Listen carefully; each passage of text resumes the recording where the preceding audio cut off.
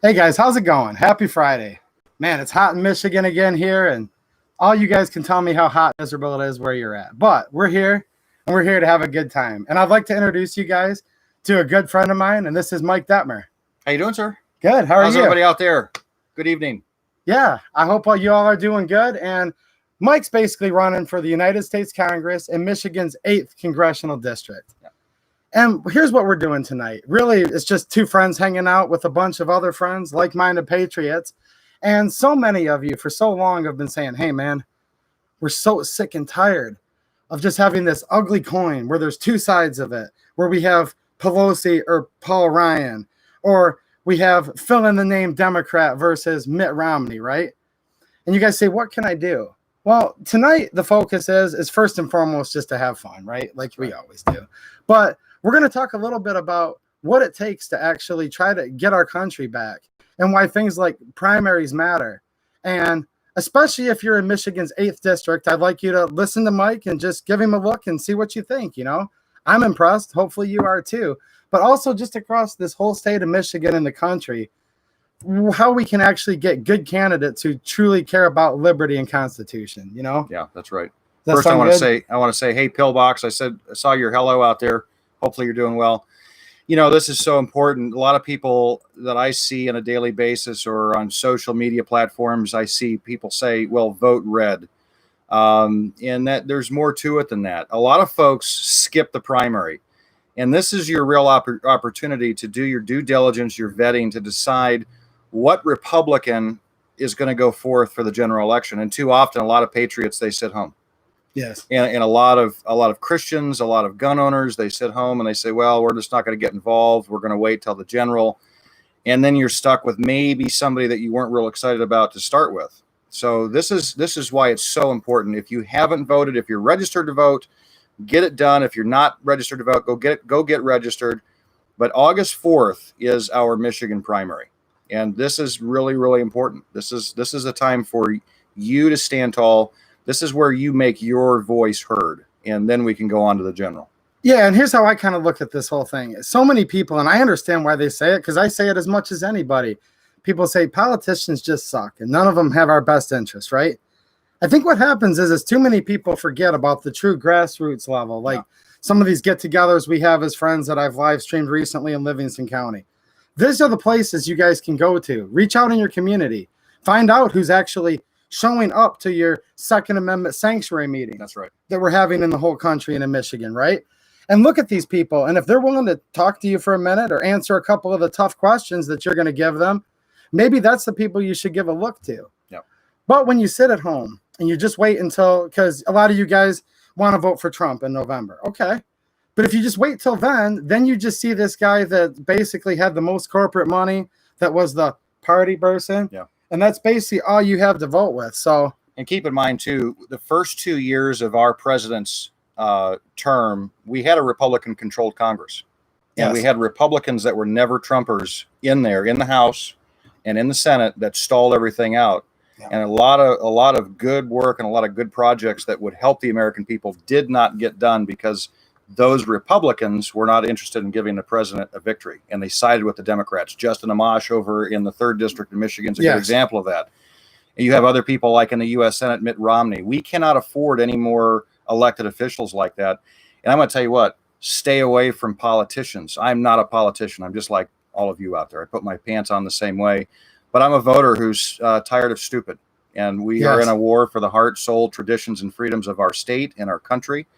And we've got to get more people to step up. And I got to tell you what, it's tough. This has been a year and a half long road, and we're getting down to the wire here for the primary. And I'll be glad when the primary season is over with. Yes. But it's a fight worth having, and we've just got to get people engaged. And I totally agree. People often ask me on here, they're like, "Hey man, why don't you run for politics?" Maybe I will someday. I don't know, but you've got to be pretty tough. I don't envy somebody that's look. People like me are doing the hard job, but I think we still all need to do our jobs and get out there and actually find out who's running, what's going on, and things like that.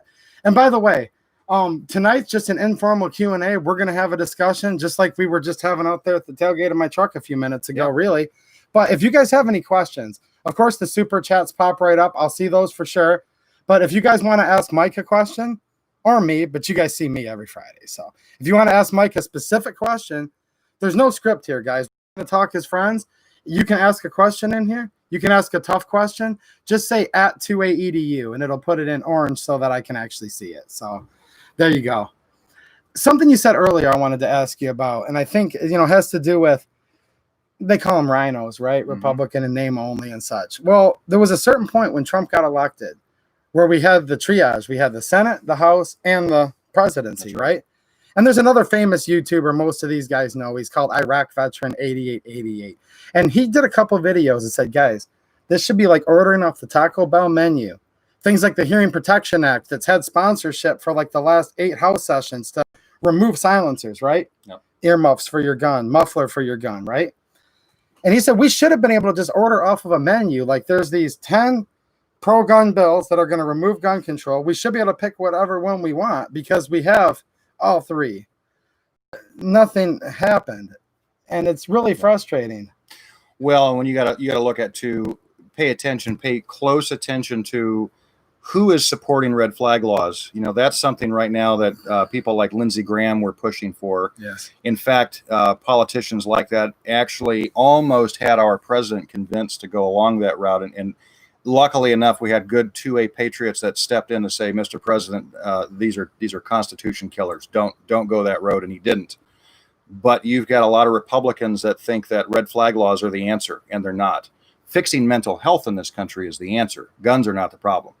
And when you start to interject things like red flag laws, they violate your Second, Fourth Amendment, your Fifth Amendment, your 14th Amendment. They're terrible.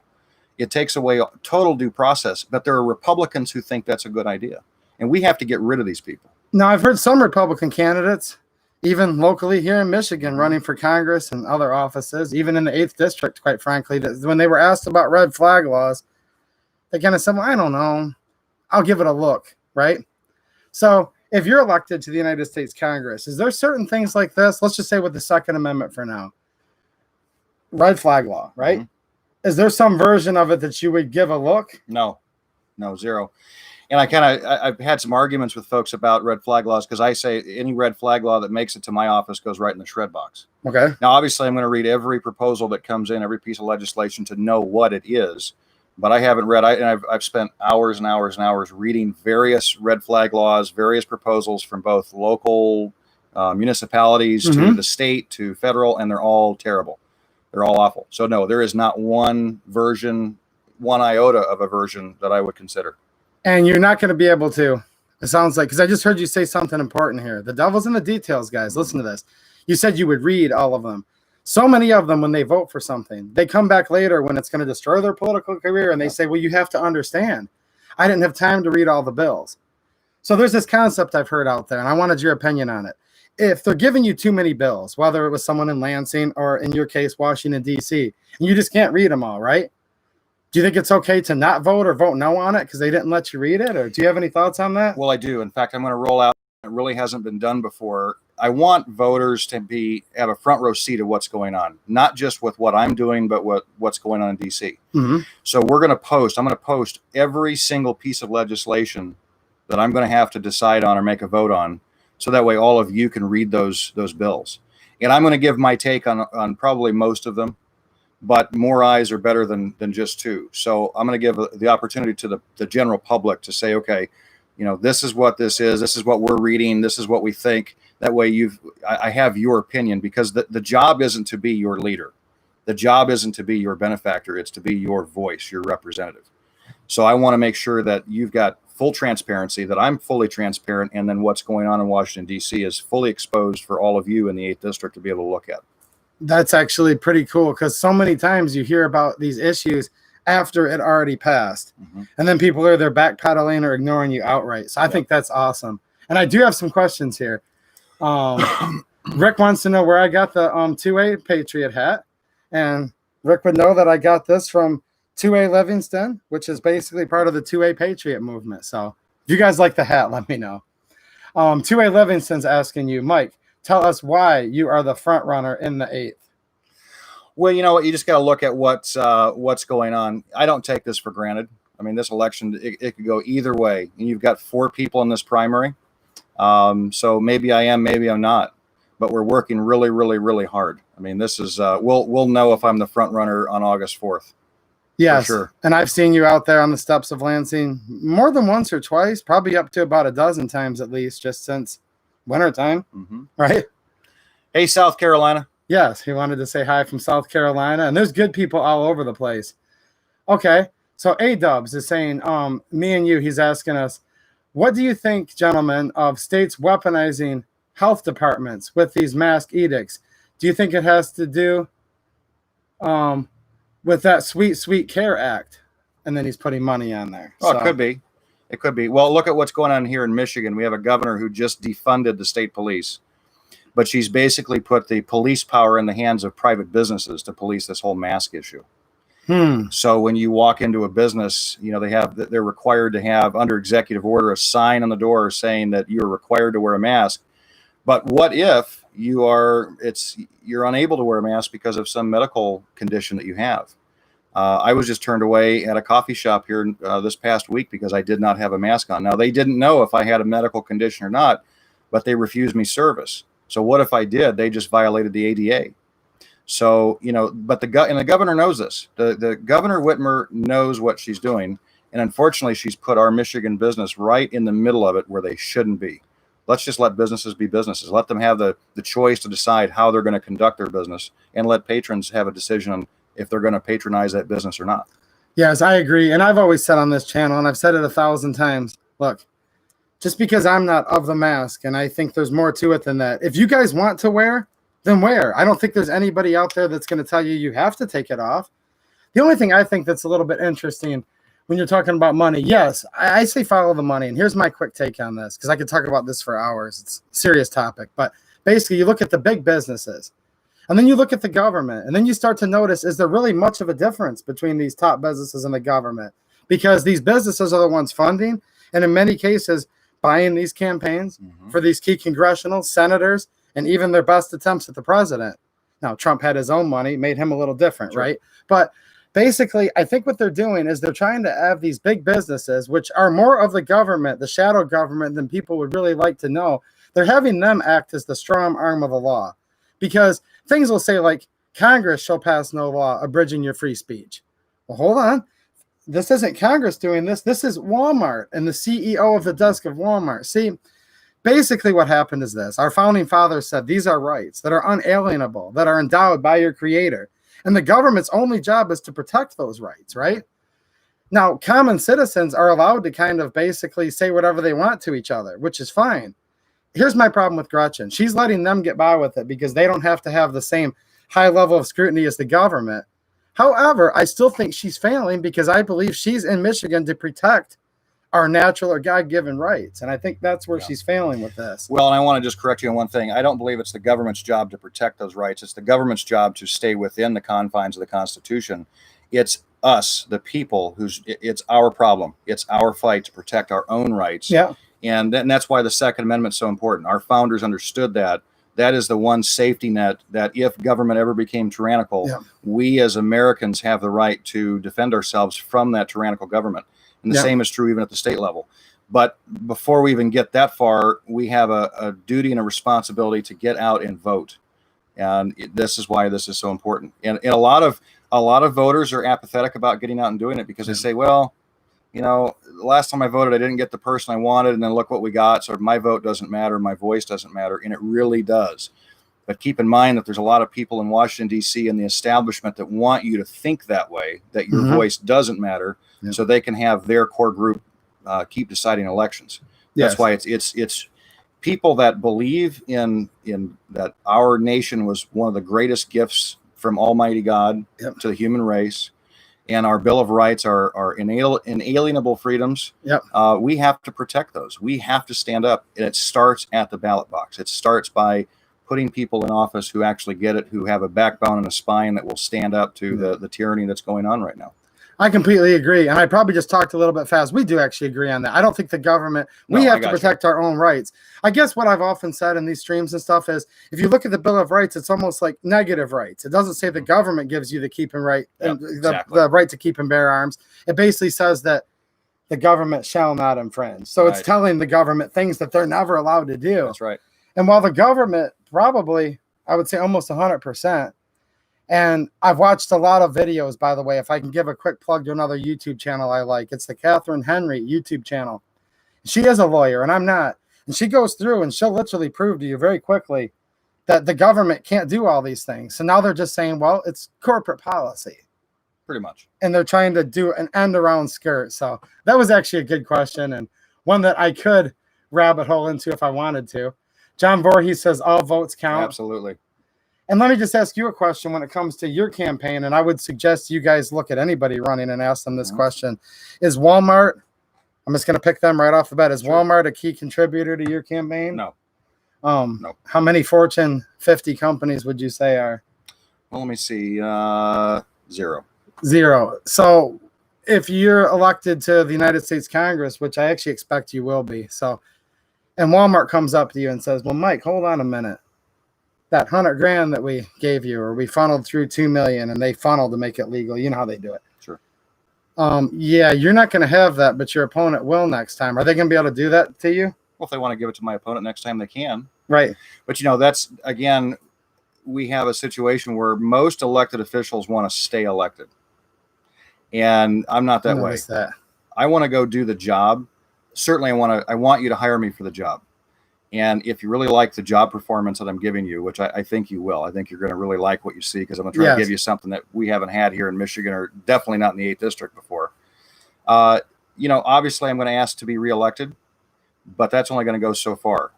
I'm out in 3 terms max. So if you really like what I'm doing and you want to keep electing me, I'm only going to be there for 6 years, period. But what we need to do is make sure that we've got a strong grassroots effort, new blood, new voices, new energy, new ideas coming up through that can come and then fill that vacuum.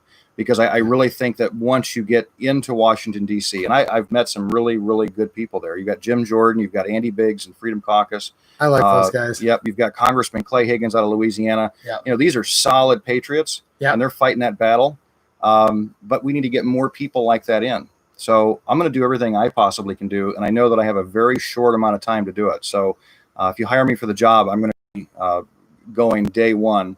And that, by the way, that was the other thing. In March, I went and met with those 2 gentlemen with Freedom Caucus, Andy Biggs and Jim Jordan, to roll out some of the ideas that I had to be able to start for Michigan on day one. Yeah. And they're in agreement. We just have to get, again, more people on board. And that's what we do. You work to get that type of consensus because a lot of the things I'm talking about for Michigan will benefit other states as well. Yes, exactly. It's called, you could call it a coalition, you could call it a caucus, things like that. And basically, here's what I've noticed. The mainstream media, I'll just call it fake news because I say that a lot. They like to make you think that if you actually read the literal words of the Declaration of Independence, of the Constitution and the Bill of Rights, that you're now some radical person that's just so far you don't stand a chance, right? Well, I have to tell you, I was actually pretty jealous, I have to admit, seeing pictures of you on your Facebook with Jim Jordan and Andy Biggs, because I think those guys are great American patriots, and you got to sit right at the same table as them, which is pretty cool, right? It is. It was awesome. But this is what a lot of people ask me, and I'd like to say you have a little bit of a pulse on this, I think. Do we have a chance? Because people say, who cares if there's 1 or 2 rogue patriots in the Congress? Are there other ones there? Yeah. And do we have a chance if we can just get a few more in there? Oh, certainly. Oh, yeah. Oh, yeah. No, we definitely do. And again, that's why we have to. I'm encouraging if you're even thinking about running for office, especially this next election cycle, just do it. Get up and do it. It's a hard road. It's a long road, but do it. If you've got ideas and you believe in this country, you want to fight for this country, then step up to the plate. That's what I did. Yeah. And really the first step though is a big prayer to the big guy upstairs to open the doors. And that's what I did. And he did. And here we are. So, but yeah, no, we have a lot of good patriots in Washington, D.C., but they are outnumbered. They're outnumbered by the Democrats. They're outnumbered by those rhinos that we were talking about earlier, who side with the Democrats. You've got a faction of the Republican Party that would rather reach across the aisle, which is code for capitulate with Democrat policy, than actually represent their constituents or uphold the Constitution for that matter. That's encouraging to hear, because I go back and forth, and it's easy to wake up in the morning sometimes and read the headlines and be like, what's the use anymore? We don't even have a chance. But you guys know I don't believe that, because I'm out here fighting every day. Yeah. And that's where, if you feel you need to run for office because there's just nobody else that gets it but you, do it. But let's just say you don't want to run for office, because I can see why a lot of people wouldn't. This is where you go out to your local communities and you go to the Michigan Capitol and look for these people that are running. Find the patriots who will actually do it. Yep. Yes. That you can trust and believe in. I just saw a question there. Who is the GOP backing in District 8? Officially, the GOP isn't backing anybody until after the primary, but that doesn't mean that behind the scenes there aren't some within the party that are backing one or the other of my opponents, and that is happening. So everybody has the right to back whoever they want unofficially, but the party won't back it until after the primary. Yes, yes. And you guys are having tons of good chat. I'm going to come back and actually read these probably tomorrow. But right now, if you could just highlight it in orange, if it's an actual question, we can see it just a little bit easier. I would say on Pillbox, I'm noticing here, says we need to run the rhinos out. Mm-hmm. And I would agree with that. John Voorhees is saying his governor's a rhino. I believe you're from Ohio, right? We have... Okay, yeah, John's from Ohio. He said to tell Mike, Jim Jordan represents my district here in Ohio. Yep. So as far as I know, look, I don't know everything that goes on, but as far as I know, you have a great one there, and I would try to keep Jim Jordan in office. Absolutely. Along with like maybe a couple hundred more just like him. 2A Livingston says, Mike, you made a contract with Michigan. Can you tell us about that? Yeah, that's a great question. The contract with Michigan is a concept where it holds me accountable. And one of the very first critiques I had from some of the wizards of smart within the party said, why would you do that? Because now you put yourself in a box. Well, I want to be in a box. Whenever you're running for office, you're doing an interview. It's a job interview. And the voters, you're the board. Mm-hmm. You're the company board. You make the final decision.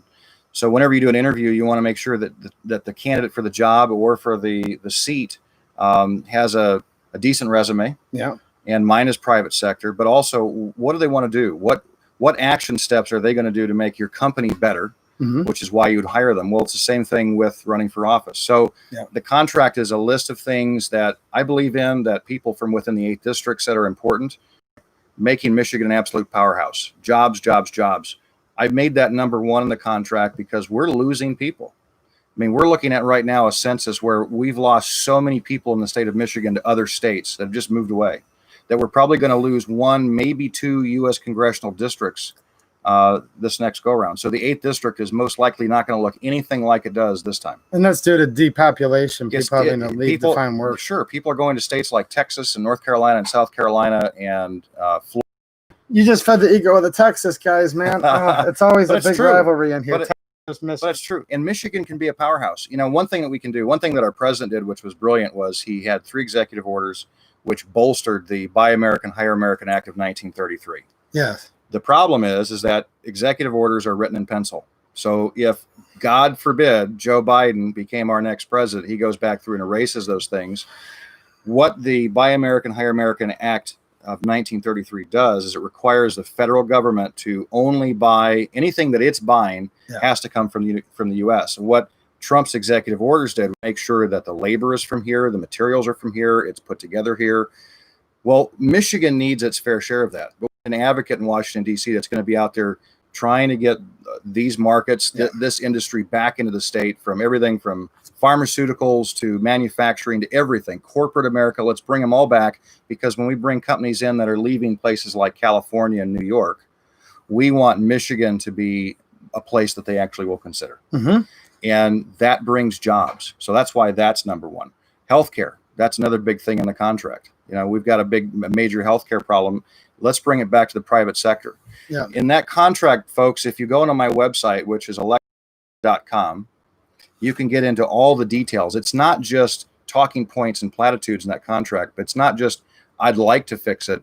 Here's my detailed plan to do so.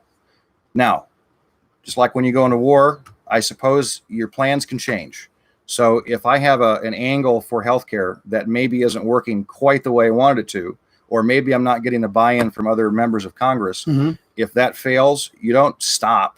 You come at it from a different angle. Yeah. But no matter what I do, I'm going to go back to you, the people, and say, look, this is where we're at. This is why this succeeded. This is why this failed. And here's the new angle that we're going to take to get this done.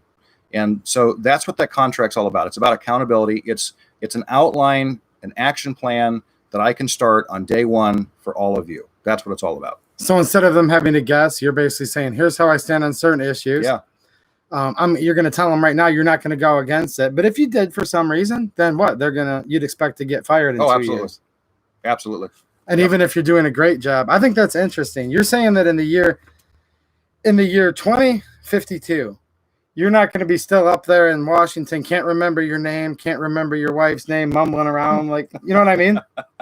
Sniffing people's. Sniffing. Yeah, and no, no, not a chance. It's gotten to the point, though, isn't it sad? And these guys can kick in and see if you agree with me, but it's gotten to the point when you think politician, you actually think that. Like, there's just so many of them up there mumbling around. And that's something else, too. So I did sign the term limits, the U.S. term limits amendment pledge, which will never pass. I'll tell you all that right now. The vast majority of our elected officials in Washington, D.C. are not going to pass an amendment which limits how long they're going to be there. Because they want to be there the rest of their life, right. A lot of which them. is why I went public and said I won't be there for any more than for no more than 6 years period. That's 3 terms. So we need more people to do that and take responsibility for themselves. And isn't that kind of the way it used to be in the United States? I thought a lot of people would say it was a farmer. He'd farm his fields, maybe have a couple family members kick in for a few weeks out of the year. He'd go to Washington, do the people's business. And then go back home. Then he'd come back home and plow the fields again, right? Right. And we kind of have people now that just went to Washington, D.C., and they never came back to their district. And that's another great point. So a lot of our elected officials actually live in Virginia or they live in Maryland around D.C. and they keep an address in the district just so that way they can keep getting reelected. For legal reasons. Yeah, but they don't. So my family's not moving to D.C. My wife and kids are staying right in the district. We're not leaving. I'm going to fly to D.C. I probably won't even rent anything there. I'll sleep in my office. And a lot of the conservatives, I won't name names, but there's quite a few that actually have a cot in their office and then they shower in the rec room and they go do their business. Yep. So every weekend I'm flying back. It's a 45-minute flight from DC to here. It's 45 minutes. And I've heard a few of them say that. Why they sleep in their office? Why would I want to do that? So being here every single weekend, and then you have in district weeks, whole weeks where I can do work in the district, but I'll be here every weekend. So, and from the start, I've had all my contact information out for the voters to call. You've seen that. Yes. People can message me. They can call me. They can text me. Right now, it's a little bit difficult because I'm on the campaign trail full blast. So if you do call, it's okay. If I don't answer, I will call you back. I'm just working through that list. But people get it. But it's going to be the same thing in DC. You go do the business and then you come back home. Yeah. And Chuck R says, I can only back Mike if he backs the llama that's behind you. Absolutely. So there you go. Chuck R, that's an easy vote from him. John Voorhees says your governor's a moron. Yep. Agree there. Also says if Joe Biden becomes president, there would be a revolution. Probably. There's actually a chance. Okay, Matt Morrison, and Matt's a longtime friend of mine, so I'm curious what he's asking. He says, was there any particular issues that motivated you to run for office, or was it mostly the sad state of affairs that we're dealing with today? Yeah. Well, this whole race a year and a half ago started as a state rep race, not a U.S. congressional race. So in the state rep district I'm in District 47, which was most of Livingston County, Michigan, I jumped in after the results of the last election. We got Governor Whitmer in. We got Alyssa Slotkin in for the 8th. We had a big, I wouldn't say it was a blue wave, but we had quite a few major seats. Pelosi was happy. Oh, Pelosi was happy.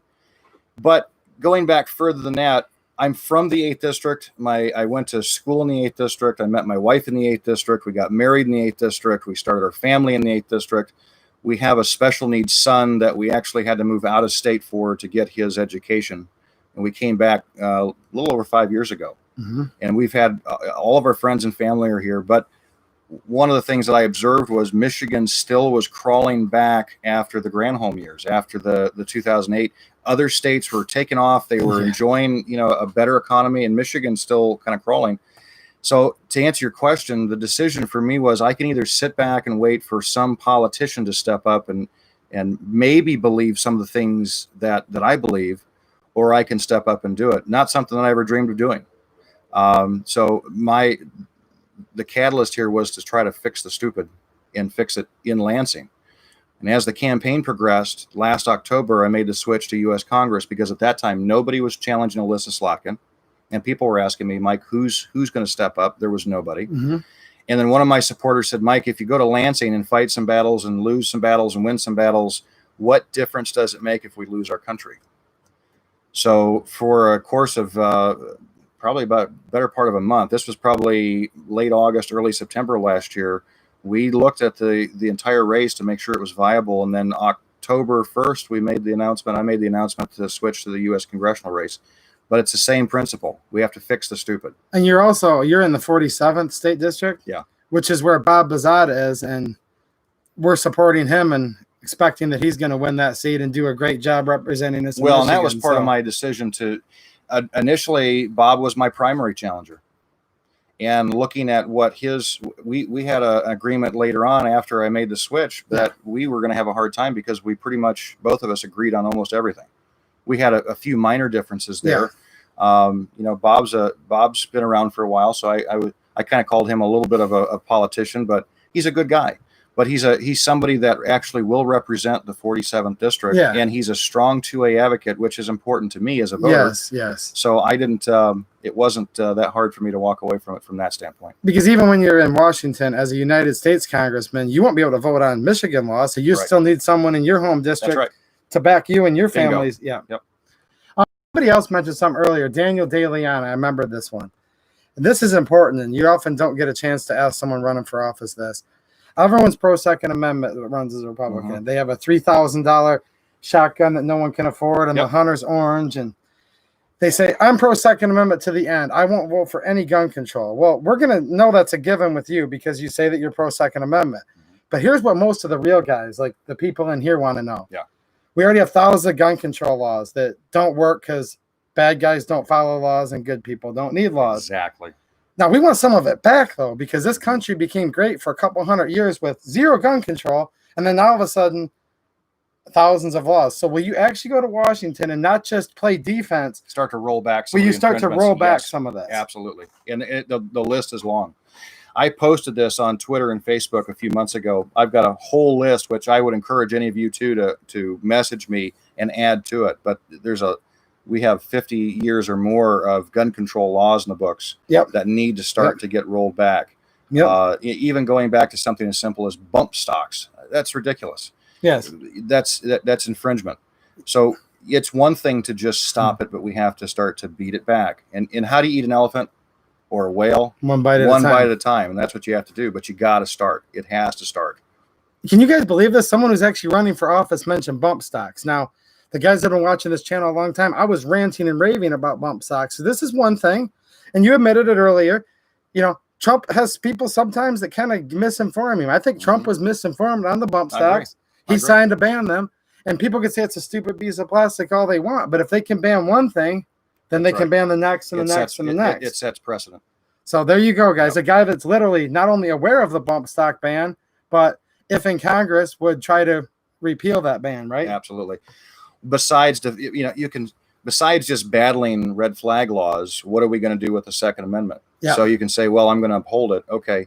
Which means no red flag laws. But in the meantime, let's start to work on rolling back. And it's going to be a fight, ladies and gentlemen. There is nothing easy about any of this. It is a fight. Yes. Which is why you've got to elect fighters to Washington, D.C. that aren't just going to sit there, but they're actually going to be on offense, not just defense. Yes, and that's what's very important to me. And I ask everybody, whoever's running for office, when they say I'm pro Second Amendment in your state, district, county, wherever, say, okay, are you just going to play defense or are you going to get some of it back? Because this stuff belonged to us from the beginning of the country, right? Well, there's no asterisk at the bottom of the Second Amendment that says all of these things apply except. It says unless this, unless that. Right. And then this guy's mentioning that his governor of Ohio said, no gun control, and that turned out to be a lie. And people are used to getting lied to a lot. Well, and you mentioned something else. In this primary field, I've got 3 primary challengers, and all 3 say that they support the Second Amendment. when we go back and look at, go back and look at December and January of last year, Micah, where we had the state of Virginia trying to pass red flag laws and gun confiscations. Yeah. I was actually out in Lansing on the steps of the Capitol rallying in support of the Patriots in Virginia. Yeah. Beyond that, I've pushed here in Livingston County and Oakland County to basically have sanctuary status, which we got passed in Livingston County. Yes. And that was a fight to get that done. So nobody else, none of my opponents actually showed up to any of that, but yet they all say they support the Second Amendment. Okay, actions speak louder than words. Besides just saying you're going to do it, I've been out there doing it. And that even goes into the tyrannical overreach from our governor with these unconstitutional, arbitrary, and discriminatory executive orders that she keeps firing off. For months, I've been out there on the front lines battling this governor, both on the front and behind the scenes, to try to get this stuff overturned. My opponents, nowhere to be found. They didn't speak up. They didn't show up. And I tell you what, when you're the only candidate running for anything, the only congressional candidate in the entire state at some of these things, it's a little bit upsetting, just the fact that our elected officials and a lot of candidates were not there. Yes, and that's where people sit here and they basically say, yeah, you're sitting there and where are these people even at? They come out and do their little press release statements. I think that's what's important in Michigan, whether you're in Michigan's 8th district or Michigan's 12th or wherever you're at, right? Or in Texas. Actually look at these people and see where they're at. Yep. Now, here's the thing, though, and this is a part you guys aren't going to like, but I've got to put you guys to work. How are you going to know if they're at the rally or if they're at the governor's office or these, let's say, county commissioner meetings for 2A sanctuary? You actually have to be there to be able to find out where the candidates are, right? Oh, sure. Or, if you're looking at what the candidates are putting, most every candidate now is putting something on social media. So you can see if they've actually been at a rally or if they spoke at a rally. Just go for the photo op or were they actually part of it? And the Saving America rallies, that's been big. I've been very involved with that. I'm one of the, I was invited to be one of the planners on that. We've got more stuff coming too, by the way. So, but where have the rest of them been? You can if you look, you'll find out where they've been or haven't been. Yes. And this is kind of cool, actually. 2A Livingston, he's talking about truly boots on the ground stuff, right? That's what you guys like to talk about a lot. Says, hey, Mike, I think you should tell more about how you're a man of action, i.e. Operation Overwatch. Yeah. So that goes to, we had Black Lives Matter that came into Livingston County. That was back in June. Mm-hmm. But there were threats that there were some people coming into the area that wanted to cause damage. Credible threats. They were credible threats from the FBI. And so what I did is went out with 2A Patriots, and there were also some other people that helped us patrol the county and relay information back to Livingston County Police and to the city of Howell. Yeah. And the good news is that Black Lives Matter did come in. They had their protest. They were able to express their First Amendment right to do so without any problem. And it was because of that watch, because of the diligence. There were some folks that did show up that were some bad apples, and they decided very quickly that it was not prudent to proceed with any type of nefarious act. So that was a major success. And the police were thrilled that we were there to help them do that. Yes, because there is a difference too. And this is where you can kind of reverse the roles on them sometimes. So, when they sit there and think, well, the police have all of these rules of engagement and it's all political because these people are elected or appointed by electees, right? These chiefs and sheriffs and stuff. And luckily we have a good one here, in Livingston County. But a lot of times people are like, man, the police are getting called down, stand down. But you'll find, and I've been studying this nationally. Have you noticed this? When truly citizens actually show up armed or just armed with a radio or whatever they're armed with, right? It seems like that's when the bad apples just kind of they disappear. Well, in all the rallies that we had in Lansing, we had militia members there. We had 2A members there. Everybody was armed, and there was no violence. There was no trash at the end of any of the rallies that we had. There was no violence. There was no threats of violence. It was peaceful. But that's because the Second Amendment won out on all of those rallies to keep the peace. And I think that's what you're talking about earlier. This is where the component of it's not up to the government to protect your rights. This is where literally we the people protect our rights. That's right. Physically. That's exactly right. And we're the nicest people, but if we had to, we may have to use force to stop people from literally trampling us over. And that's part of what was guaranteed in the founding documents, right? Let me check here. We're talking about Yeah, places like Denver, okay, how they're literally just attacking people. Antifa's rioting on police and on Trump supporters. And yeah. Now I have to say something that struck today, and I didn't actually see this, but I heard about it in Kentucky. There was a Black Lives, and I am not a supporter of Black Lives Matter, but there was a protest that was scheduled, and I'm trying to think, Micah, where it was, if it was in Louisville or anyway, somewhere in Kentucky. Yeah. Long story short, the police made arrests. I have a problem with that because there was no destruction of property. Mm-hmm. As long as people, I don't care what your platform is, I don't care what your thing is, you have the First Amendment right to assemble and to protest. Yes. But when it turns into riots, when it turns into looting, when it turns into destruction of property, both public and private, that's where that right ends. But to just make arrests because somebody's protesting because you don't like the idea, that's not what this country's about. So I'm going to be a little bit critical of that governor or whoever the mayor was possibly, who called in the police to make arrests when it didn't turn violent. And I think they cited the fact they were blocking streets. Well, we blocked streets in Operation Gridlock, protesting this governor.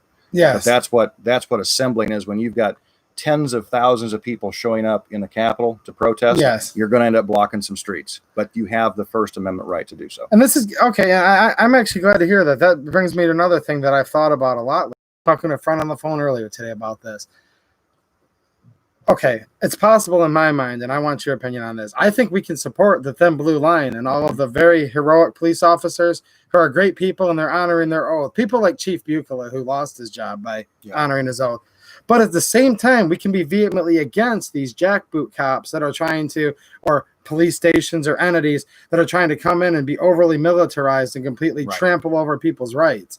Is that kind of what you were saying with what happened earlier? I believe, and again, I didn't see the video. I heard this. Yes. But yeah, I mean, our police, I know a lot of great police officers and they go out and they risk their lives every single day. Yes. But they're not there to be overlords. They're to serve and protect.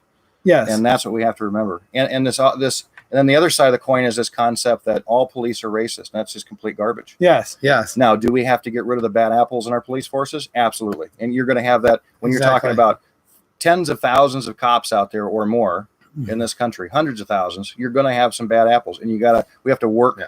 We need to not defund the police. We need to give more funding to the police, and especially for training and also resources to get rid of some of those people. So that way our police force can do what it has to do. I know a lot of great cops who are out there every single day, and they put up with a lot of crap. And a lot of them are just really trying just to be decent and they're people. Just trying to be decent people and do the job and uphold the Constitution they swore an oath to. But then again, some people, though, and this is usually people that are, I'll just say bad people to sum it up quickly here, but that you give them just a little bit power and they don't deserve that much power, then they're going to evoke tyranny based on that power. Yep. And it happens sometimes. And I think, too, a lot of things that happen in these different towns and cities and stuff where the cops look really bad on TV, keep in mind who a lot of their bosses are. This is the mayor who appointed the chief, who serves at the pleasure of the mayor, telling them the cops will go in and do this, right? Well, and I tell you what, there's a TV show called Live PD, and we watched quite a bit of that. Yeah. Great show. Yeah. It's been canceled because of all this garbage going on. There's no more Live PD. But, but if you really want to see what a lot of these people now, some of the critics say, well, they were just on their best behavior because they were on camera. Oh, maybe. Please. Oh, please. Maybe, right? Yeah. No, I don't think so. Yeah, I totally agree. Somebody was asking me something here about, oh, geez, they want to talk about Epstein. Well, that's always an interesting topic there. If you get elected to the United States Congress, will you even know who killed Epstein or if he killed himself? Oh, probably not. But what I want to know is, I think there were bets being taken to see how long before Maxwell was Clintoned. True. Suicided by Clinton. Yes. She's, I guess she's holding her own. I guess she's still alive. This guy here brings up a good point. He says, appeal Michigan pistol registration. I'm sure Mike supports that. That would be something you need to talk to your Michigan state rep about, though, right? Correct. Because that's not a federal law that affects Michigan registering pistols in Lansing. Yep. And really, that's a registering pistols. You could say, well, that sets a precedent to register your shotguns, your rifles, your rimfire guns, your black powder gun. No, why register? And here's the other thing too: registering your criminals aren't registered anyway. They're still going to get the guns. They're going to still go out and commit the crime. So the only people that were putting in a database are law-abiding citizens, what's the point? That's ridiculous. And if you want to look at some history here, look at what Nazi Germany did with their gun registrations. They knew exactly who had them. Yes. And when they decided to come around and confiscate them, they knew which house and how many. So that needs to stop. But I would definitely contact your state rep or your state senator and get them on the ball for that. Yeah, he does live in Michigan, and I've been calling my state rep for a long time about that.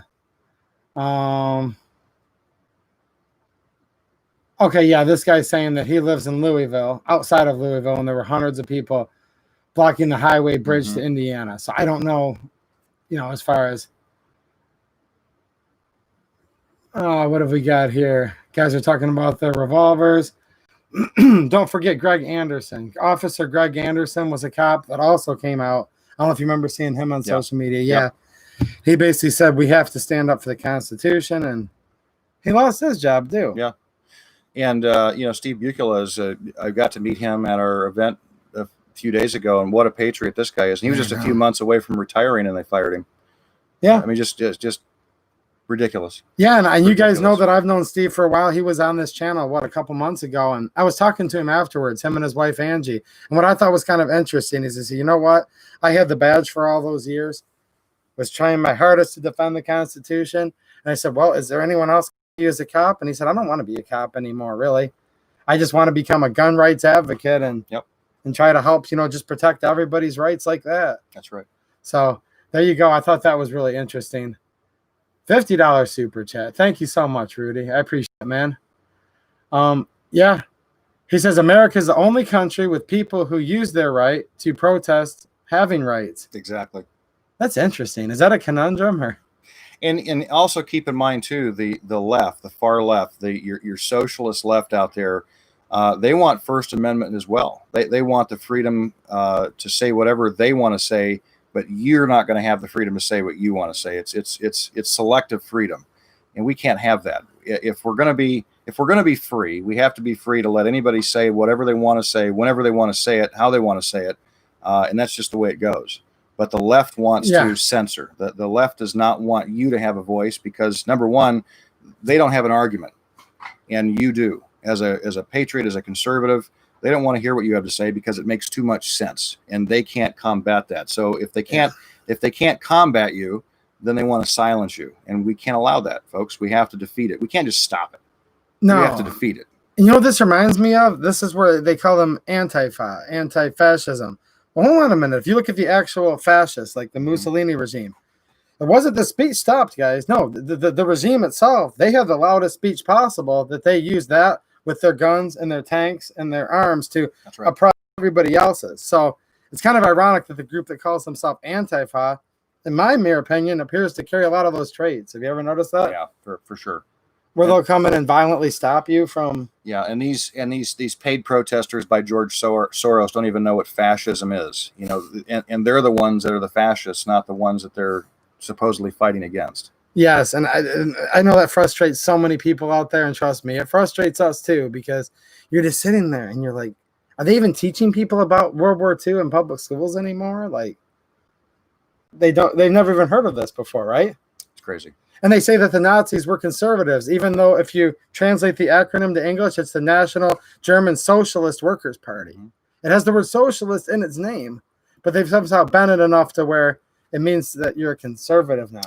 This just goes to an exhibit A of why it's important to start working on defunding the U.S. Department of Education. Yeah. Let's wipe it out entirely. Yeah, so you believe, let's talk about education, because this is important to a lot of people right now, actually. People are having to quit their jobs because the wife had a part-time job. Now she has to be a full-time school teacher. Now, I heard the president say something with the federal version of funds.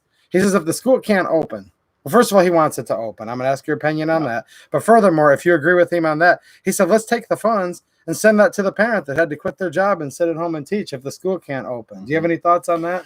Well, a lot of parents, that especially homes where you've got the mother and the father both trying to hold down a job. Yeah. But even beyond that, even if one quits their job, are they qualified to be a teacher? Maybe not. Maybe not. Some parents are, but a lot of parents aren't. Yeah. So, we need to get kids back in school. What we need to do is quarantine the indoctrination. That can stay home, but let our kids go back to school. Yeah. But we have to also, and speaking of indoctrination, we have to eradicate that from our school books. If we're going to put Islam in, but take Christianity out, that doesn't work. So we need to have an equal footing for all of those topics, politically as well. If we're going to talk about liberalism, let's talk about conservatism. Let's talk about all of this equally and fairly for our kids' education. But our kids are getting through school and not learning our history. They're not learning any of the things that are important about what this country was founded on or why. Yeah. And this is why our young people are so easily convinced that our country was founded illegitimately by terrible people, and why our country should be destroyed. And we have to change this. So it's up to parents to teach their kids, but I'm afraid a lot of the younger parents came out of the same school systems that didn't teach it in the first place. And so what's their background? This is why homeschooling isn't necessarily the greatest idea. But as far as getting our kids back in school, yeah, our schools should open up. And I don't have all the data sitting right in front of me tonight, but I was just reading that school-age kids, especially grade school, they're worried about contracting COVID. Well, a lot of the younger kids, even those cases, there very, very few deaths. The younger you are and healthier you are, actually flu has a more profound effect on these kids. I've been hearing the same thing than what COVID does. So let's open the schools. Well, then the other argument is, well, we don't want the kids exposed to it because they might go see grandma and grandpa who are ill. Well, that's up to the parents. If grandma and grandpa have a compromised immune system, then maybe don't get the kids in the same house with them for a while, or let the kids mask up, or have grandma and grandpa mask up. But that doesn't mean keep them out of school. And what was interesting is I was watching Tucker last night on Fox, and he said he was going through this whole exact topic we're talking about. Huge topic, right? And he was going through some studies. He said Europe's done tons of studies where their kids have gone back to school since this pandemic started. And Tucker's like, how many people where the kid has given the flu to the teacher? And he said it's actually zero. Yeah. There's not one documented case of these schools that have reopened where the child has actually transmitted and given it to the teacher. That's the same thing they're finding with COVID as well in some of these latest studies. Now, again, there's all this information out there and you don't know what to believe, but some of the new data coming out suggests that kids are not giving COVID. If you're older, yes, you're able to do it, but for whatever reason, there's been nothing to show a causal link to children giving COVID. And that's exactly the point. And when I say flu, keep in mind, I'm actually talking Kung flu, because like the president always says, there's many names for it. Right. I just happen to like the president's name for it. I don't like to call it COVID or CA-19. I just call it Kung flu. Right. But that's just me. I think it was kind of a catchy saying. Okay, a couple more questions here, guys. Actually, time's flying. It's been almost an hour. Mike's going to get off in just a few minutes here so he can hit the trail again and try to help save our country. And I'm not saying that sarcastically. I mean that. Thomas brings up a great point, though. And this is something that when you get to Washington, you're going to need to talk to some of your constituents about if you want one of my suggestions. Why do they say guns need to be regulated more and Republicans are to blame because of the violence in Chicago? Where in Chicago, they have the strictest gun laws in the whole country and are run by Democrats. Bingo. That just knocked it right out of the ballpark. Exactly. So is this just hypocrites that are trying to... Well, keep in mind that gun restrictions, gun laws only affect law-abiding citizens. The criminals are going to get them. The criminals get them from everywhere. Yeah. So if you're going to go out and commit a nasty crime, boy, what's the best place you can do it? A place where people are unarmed. And that's where violent crime takes place. Yeah. Look at what happened back in the 90s with the state of Texas. Texas was one of the first states to pass concealed carry. And my argument was back then that was brilliant. There were a lot of critics saying this is just terrible. If you liberalize the carrying of firearms, it's just going to be devastating. Bloodshed in the street. Bloodshed in the street. It's just going to, and the exact opposite happened. Violent crime plummeted. Why? Because if you're a criminal and you're walking up to, let's say, an older lady in a parking garage, you don't know if she's packing. Because if you're a criminal, you don't want to get shot and killed. You want to keep doing your criminal stuff. Yeah. Well, that's exactly what goes on in Chicago. So your law-abiding citizens have been disarmed, and it's not just Chicago; it's Washington D.C. as well. Yeah. And crime rates there are terrible because they are all soft targets. Let's arm the citizens. Let's make sure that citizens are armed. Let's make sure citizens are trained to use their firearms, and just as a public service. I don't think government should be paying for that, but people need to learn how to use a firearm. Yeah. Arm yourself and watch what happens, ladies and gentlemen. Watch how violent crime especially, drops. Watch how these mass shootings, you don't hear about them anymore. If people are armed, I went to a church this past Sunday, I'm here to tell you, Everybody in that church was armed to the teeth. They were packing. And they were packing. And this is not a very, I won't name the town I was in, but it's not a nice town. I'm not going to do it. But those people and their children were safe in there. They were safe. Everybody was safe. They are not a soft target, and everybody knows it. So that's why this is so important. I mean, that's why you've got to arm up, and you've got to get rid of the Democrats in these cities. You know, the pitch to the people in some of these inner cities is, why do you keep electing these Democrats who promise you everything and leave you as hostages and sitting ducks? It makes no sense. Stop it. Just stop it. That's a great point. I feel so many people believe that. 817 LDS, thank you for the super chat. I appreciate it, man. There was a couple more questions I saw here that they were asking you. I'm going to save that question in 1 second for the end, 2A Livingston. Okay, so Mike Smith is asking me and you, have you seen where they are suggesting to close the U.S. back down again due to the Kung flu? And what do you think about that? Terrible idea. Terrible idea. If you look at states that have remained pretty open compared to the Democrat states that have been locked down, like Michigan, our numbers are a lot higher. And then you have to question, are the numbers real? I cannot tell you, ladies and gentlemen, how many medical workers I talk to on a weekly basis. They're telling me, I had one yesterday, works in one of the major hospitals around Detroit. And they had, out of all of the major hospitals in Detroit, 5 patients on ventilators. 5. That's it. And this lady's comment, and she's a nurse, was it's all bogus. That was her quote unquote. It's bogus. Yeah. So what do you believe? Do you believe those numbers or not? No, we do not need to shut this country down. We got to get this country back moving again. Yeah. We've been fighting for thousands of years nasty viruses and disease. That is part of the human condition. Never in world history or this nation's history have we ever shut things down for a virus. There's precedent to quarantine sick people and remove them from a healthy population, but never have we quarantined healthy people. This is ridiculous. Absolutely. So let's get things opened again. Let's get people rolling again. Are people going to get sick with this? Sure they are. Sure. But they're also going to get sick with the flu. They're going to get sick with other things that are going on. That's just part of it, folks. But we have to get going. We cannot afford to keep this country shut down, and we sure as heck can't afford to keep shutting the state down. Yes. And the threats out there in Michigan to close Michigan, bad idea. Yeah, and I'd like to remind people too, real quick here. You know, this country wasn't founded on the at all costs everyone had to be 100% safe. It was actually founded upon liberty. And when George Washington and his troops, vastly outnumbered, such casualties in the freezing cold, when they crossed the Delaware, okay, they didn't even hardly they had rags wrapped around their feet. Yeah. Hypothermia was setting in. These people had serious medical conditions going on at the time. But they didn't just say, we're going to shut it down, because if they had decided to shut down this new government they were trying to form, then guess what? We'd still be licking the boot of the king, right? Well, and here's the thing too. Government, I don't care if it's state government or federal government, has zero constitutional authority to shut down your business. Yep. They cannot do it.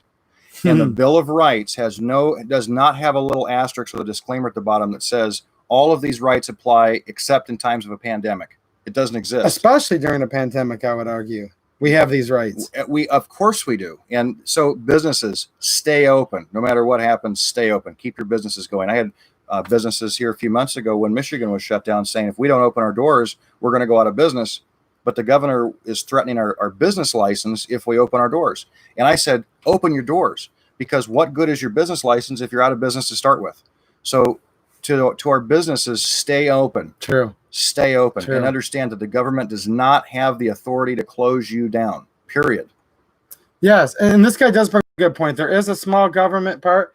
What's called the CMP, the Civilian Marksmanship Program. That was something I believe that they set up getting ready for World War I, where if they could get enough people privately shooting. So yes, the CMP at Camp Perry in Ohio, and that is a good program. Now, on the broad span of government funding, this is like 1/1000th of 1% of the budget. Sure. It's like a teeny little thing. There was one more thing here that I think somebody asked, what can we do to help make sure Mike gets elected? You know what? Yes.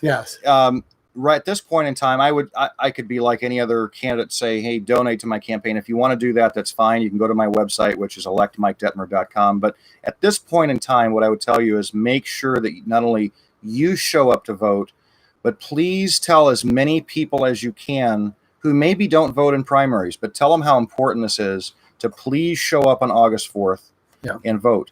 Now, if you don't want to go to a polling place, let me just give you a hint. If you live in a township or a city, you can go to your city clerk or you can go to your township clerk, and you can actually fill out a ballot right on the spot and hand it right back to them, and it's done. You can do that right now.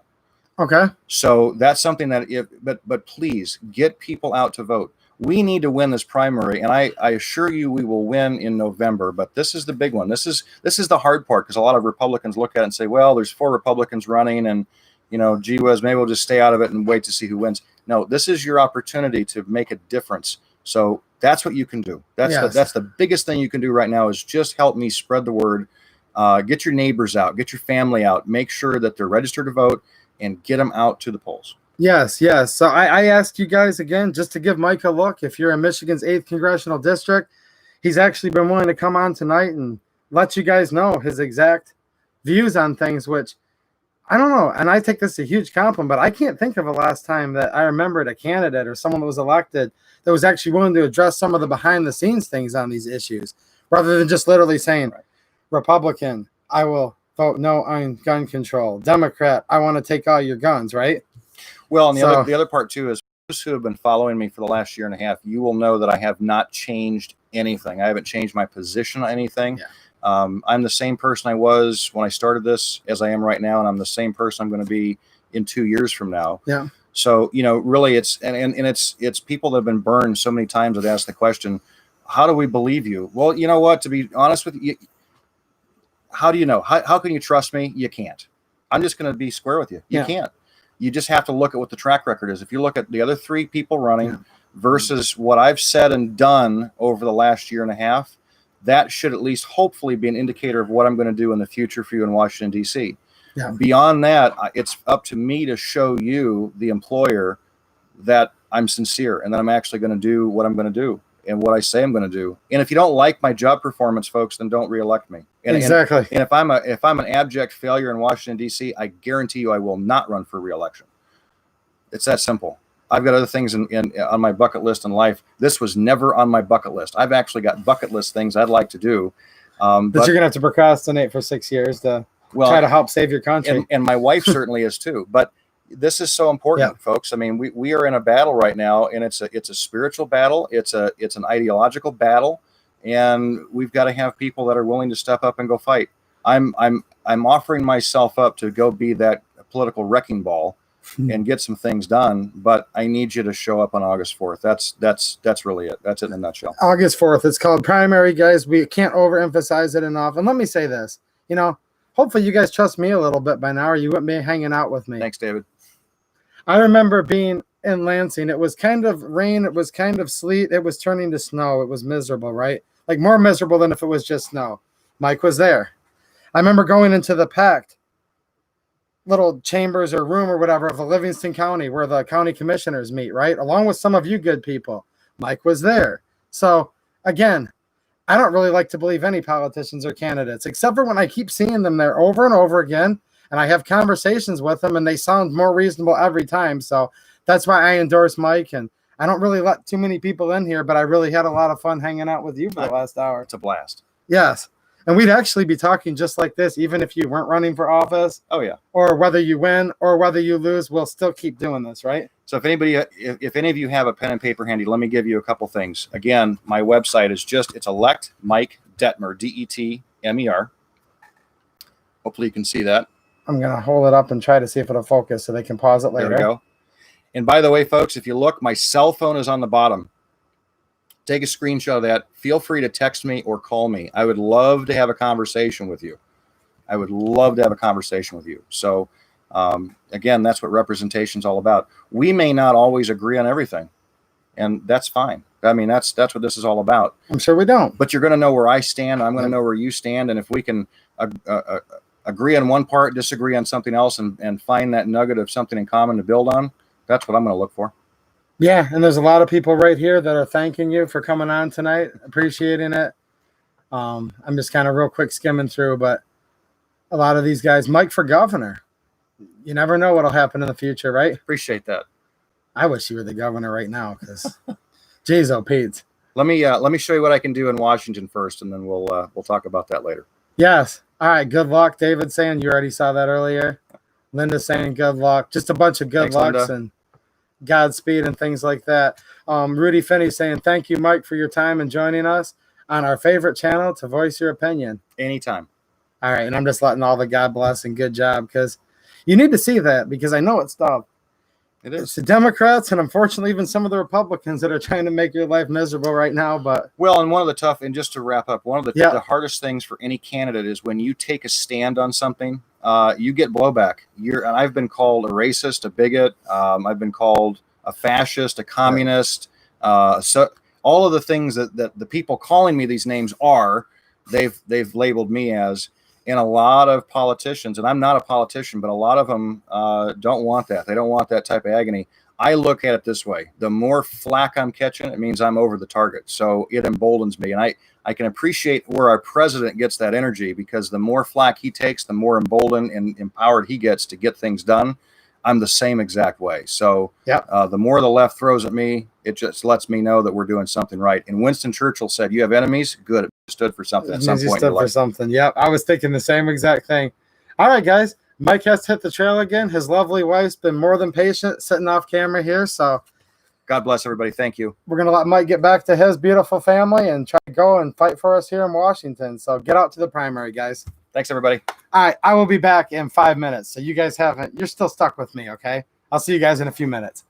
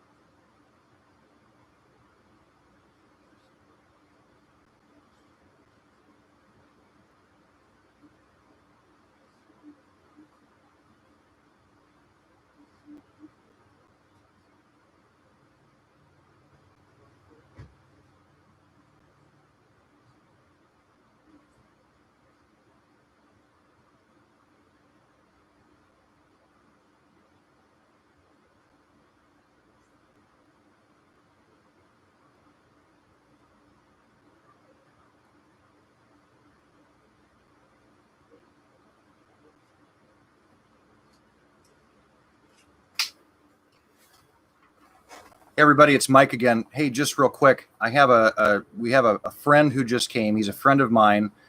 If you live in Livingston County, and if you live in the 8th district This is the County Commission District. His name is Rick Nieper, and he is the founder and chairman of Livingston County 2A. So he's going to join Micah here in just a second, but please listen to him. He's a phenomenal guy. He's somebody that also needs your vote on August 4th. So with that, I'll leave you. God bless everybody. Thank you.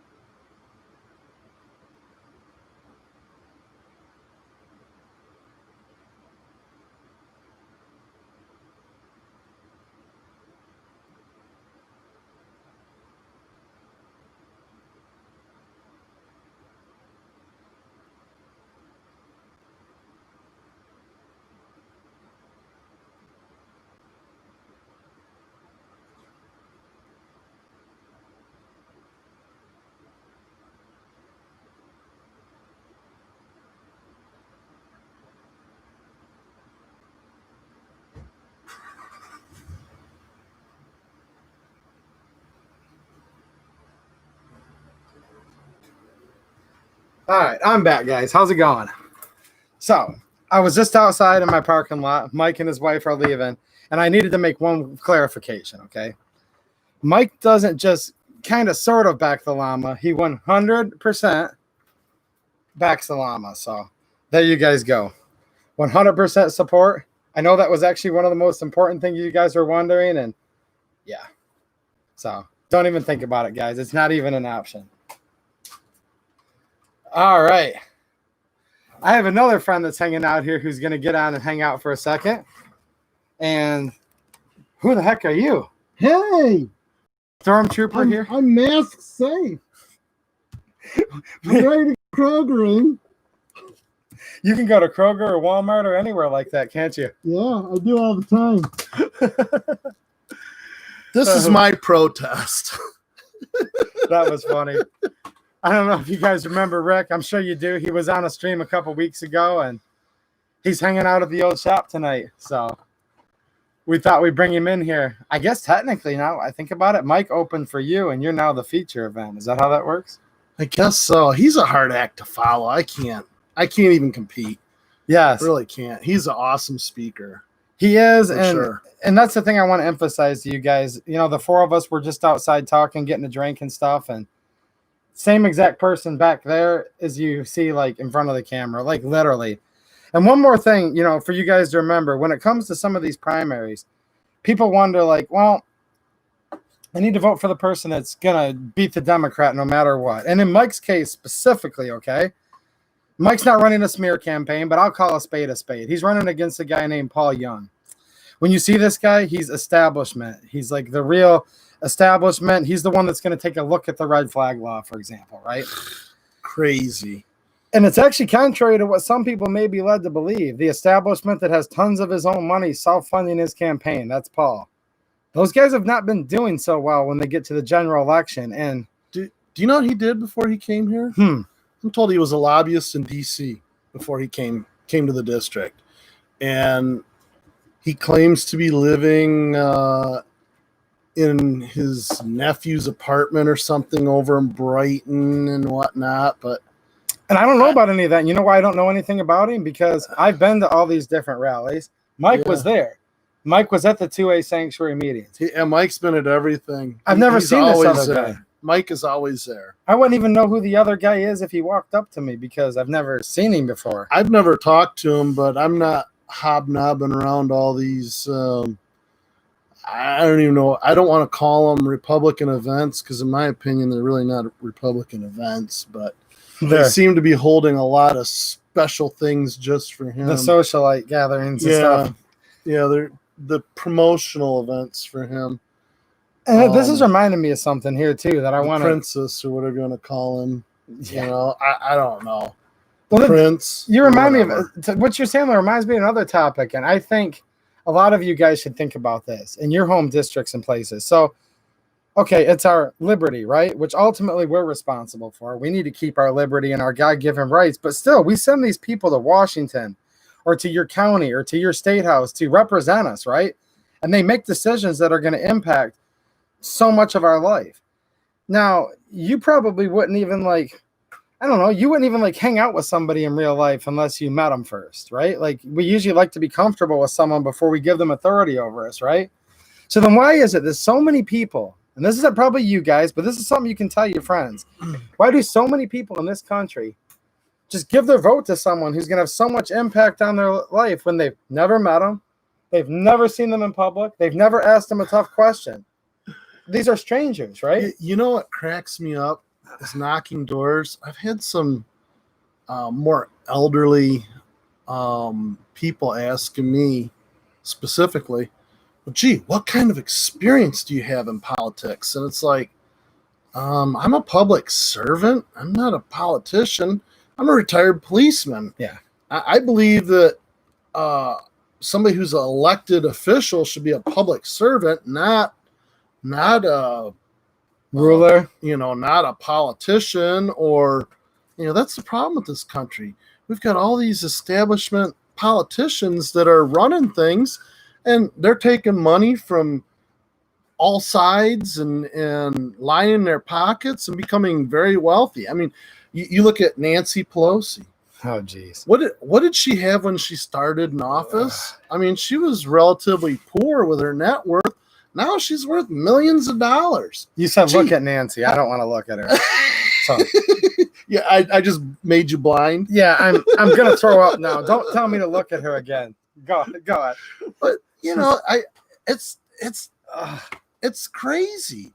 You know, and I think that this carpetbagger that came to the 8th district to run against Mike, personally, I think he's only here because he wants to line his pockets with all that dirty money in DC. It's sickening. You know, I'm so ready for the drain plug to get pulled in DC and let them all go down. You know, kind of more like a flush of the toilet would be good, but Yeah, like in a swift whirlpool and watch God, them. it's just sickening. And that's something that I've gone to, guys. You know, at first you think about yourself, well, okay, let me back up. For certain jobs, like surgeon, if someone says, I'm going to operate on your brain next week. Okay, have you done this before? Yes, I've been operating on brains for 25 years. Now, that's a good thing when it comes to that, probably, right? Yeah, I would hope so. Experienced doctor, as long as everybody's lived. Yeah, as long as he has a good record, right? Good record and all that. track record. A record like Dr. Ben Carson, for example, though. Yeah, If you look at his exactly. record, he worked miracles with the brain. Yes, yeah. So that's a Sharp good guy. thing. But when it comes to other jobs, when they're going to be running for office, right? And as you guys can see, I literally walk up to these people and I talk to them. And I say, okay, are you a politician? And they say, no, I'm actually not. I've never been in office before, and I'm just wanting to do this for a brief time. To me, that's actually the best selling point when they're not a, quote, politician. And people like Mike that say, well, I want to do this if I could have the pleasure to serve you for 6 years. And even if he's the most popular United States representative that there ever was, he's still going to leave the House in 6 years, right?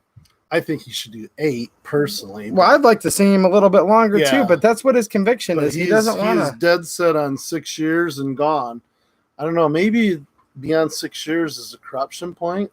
Yeah, maybe it I don't is know. because he's met a lot of these people that are in office, and maybe Yeah, they've told him it's- some of these things that the longer you're in, the more you're owned. Yeah. He didn't tell me that or anything, but I'm guessing that's what. Yeah, he's a smart guy. I'm always amazed at how smart Mike is, because he's not as old as I thought he was. I always I thought know. he was older. He's younger than I And am. it's not guys. because he looks old or anything like that. I'm not saying that he looks old, but he's so smart. He's so sharp. Has a maturity level about And- himself. Yeah, and he's agree. quick-witted too. He's the only one that's going to be able to defeat Alyssa Slotkin. If he doesn't win the primary, No. we're going to have 2 more years of Alyssa Slotkin here in the 8th Congressional District. That's just flat out. That's what's going to happen. I agree because he'll be able to debate against her in the the public arena and in the debates. And Mike's the kind of guy where I have a great time sitting there talking with him. Right? I wouldn't want to actually necessarily debate him though. That would be a little bit of a scary feeling to truly be doing a one-on-one debate with That would be man. a tough debate. I mean, I would do it And though. you But might get your butt kicked. I would do it, guys. But I might get. I wouldn't want to debate him. I'm sure he could out debate me, and I'm what? How about 9 years? No, God, Geez, you're making I'm yourself sound old. 9 years older than Mike is. Well, that's just because Mike's so young, though, right? He's not old. He's a young pup, but he's sharp. Rudy Finney with the super chat. Thank you. He said, LOL. Awesome mask. Another guest. Now you're just spoiling us. Well, I hang out with cool people. And somebody actually asked a question like they're psychic. They said something about anyone have an AR pistol? Wow. We were I just don't talking. know. We were just talking about those literally before the stream. We were talking about maybe looking into AR pistols a little bit. So that's pretty cool. Pelosi belongs in the nut house. Yeah. Well, you've got the patients running the asylum right now. It's crazy. Actually, you did. Crazy, especially in this state. Our leadership or lack thereof in this state is just unbelievable. We were talking about corruption. I can't believe how much corruption there is at the local level. You start looking at some of these local races and stuff. Oh yeah. There's a lot of political corruption. Yeah, even in like the townships and the counties, like Mm-hmm. the very bottom township, right? There's a lot of stuff that or happens. even cities and villages. I worked in this one community. I'm not going to name it, but I was amazed at how much corruption there was at the local level. I mean, I saw stuff, and I reported it to the federal government because it involved some federal grant money, Mhm. and nothing happened. This is going back probably 25 years ago. Yeah. And there was a couple of instances. And in the one, I actually called a friend of mine that was an investigator for the feds. And he was suddenly trained. He told me he was going to open up an investigation on the information I gave him. Yeah. And he told me to he'd call me in like a few months. If you don't hear from me, call back. And, within 3 months, you should call me back if you haven't heard from me. I called him back, and it was pushing 4 months. And when I called his office, he was suddenly transferred to Central Florida. He was gone. And he had lived here in Michigan his whole life. I was just like, so they kind of got by with it? Yeah. Probably. I don't, somehow they got rid of him. And, this was a local township. Yeah. I couldn't believe it. And they got rid of a federal agent. And this was like 25 years ago. So that, there's corruption for sure. There's no question in my mind. How they do some of this crap, I don't know. I don't know if they got a special club I don't know about or what the deal is, but secret handshake. I don't know. I heard they drink small children's blood is what they do now. That could be. I don't know, but I'm not part of their clubs. That's what I've heard. I'm not part of the club either. We'll see if I can win my primary. If I can win my primary, I'm probably in good shape. Yeah, I think so because, well, I mean, I would sure hope so. That's where people need to sit and look at actually what you're voting for. Okay, whether you're voting for in the Livingston County 8th District, okay, in this case, or in any of the districts throughout. And flip it around. Huh, look at that. Kind of like Mike Detmer there. And this isn't me doxing you. This is just you're literally willing for people to give you a call or email. Yeah. If I'm elected, I believe I'm a public servant, and I don't care if you're Republican or Democrat. Yeah. You should be able to call upon me, and, I will listen to you, and my job is to represent the people. Yeah. I'm not about, oh, well, you're a Democrat, so I'm not going to listen to you. That's a bunch of crap, too. And that's where people need to fairly represent the people. And this is where these primaries come into play, guys. And I'm going to talk about this week because people ask me this all year, and you guys are going to complain about it for the next 2 or 4 years, okay? If things don't work out our way, but they're like, why do we end up with all these garbage politicians? This is because primaries actually matter. Yeah. There might be 4 people running for just a little county commission seat or a city council or a United States representative. Now, one of them, hopefully at least one, in this case we have Rick, Mike Detmer, is going to be the good one, right? But if you just sit home and do nothing, then that's what you're going to end up with, right? The establishment or the money or whatever. Yeah, whoever's got the money is probably going to win. And, if you don't vote in the primary, it's just like you say, you get crappy candidates in the fall to vote for. And yes. So then you're trying to pick the lesser of 2 evils. Yes. Well, you're still picking evil. There you go. Just a little bit more. Yeah. It's like, okay, what do you guys want to drink? Cyanide or hemlock? Like, okay, you're dead anyways, right? It's crazy. And this is why I've been doing some of these videos lately, guys. This isn't me just out here trying to be somebody's publicist. That's really not what it's about. It's about this. I listen to you guys because I consider all you guys my friends, and you guys are like, what do we do? How do we get involved? Why are we in the place we're in? And to me, I'm like, well, I've always been very politically active. And what I do is I go around and find good candidates, listen to their platforms, right? Listen to what they have to say, and then I follow them around and watch what they do. So me sitting here giving people like Rick a platform on my show and Mike, it's actually, yes, it's to give them a platform, but it's also to offer anybody in this whole country encouragement. If I could help you guys get involved a little bit, that's really what this is all about, and give you guys ways that you can think about things. Do you agree with that whole concept? Absolutely. I mean, some of these people would show up, and Mike mentioned it earlier. Let's just say 2A Sanctuary. so many of these people here have passed 2A sanctuaries throughout the whole country, right? It's a huge movement. Yes. And you were there from the very beginning. You were like at the pre-meetings before they were even meetings, right? Yeah, well, I'm one of the founding fathers for our state. That's what I'm saying. You were at the meeting before it was a meeting. Yeah. And then Mike, he got on pretty darn quick. Yeah, he jumped on early on. And, you know, when I went to a 2A event, it was on MLK Day in Lansing. He was there, and it was freezing cold. I think it was a high of 12 degrees that day. Yes. I mean, I got to Lansing. I had to shovel out a spot to parking because all the snow was in the parking spots where you park cars. I'm out there with a shovel digging, you know, at 8 o'clock in the morning trying to dig a spot out. And that was in January. And then there was another event in March where I was talking to Mike about earlier where it wasn't quite snowing, but it wasn't quite a rain either. It was another miserable day. Yeah, it was miserable up there. But I was there, and you know, Mike showed up. Yeah, Mike showed up to every commissioner meeting, and he was there. So, and that's what I want to ask you guys. Do you guys even know who's running in your city, in your county, in your state? You know what I want to get out there though is on the day that we passed the resolution. Yeah, you were there. Yeah.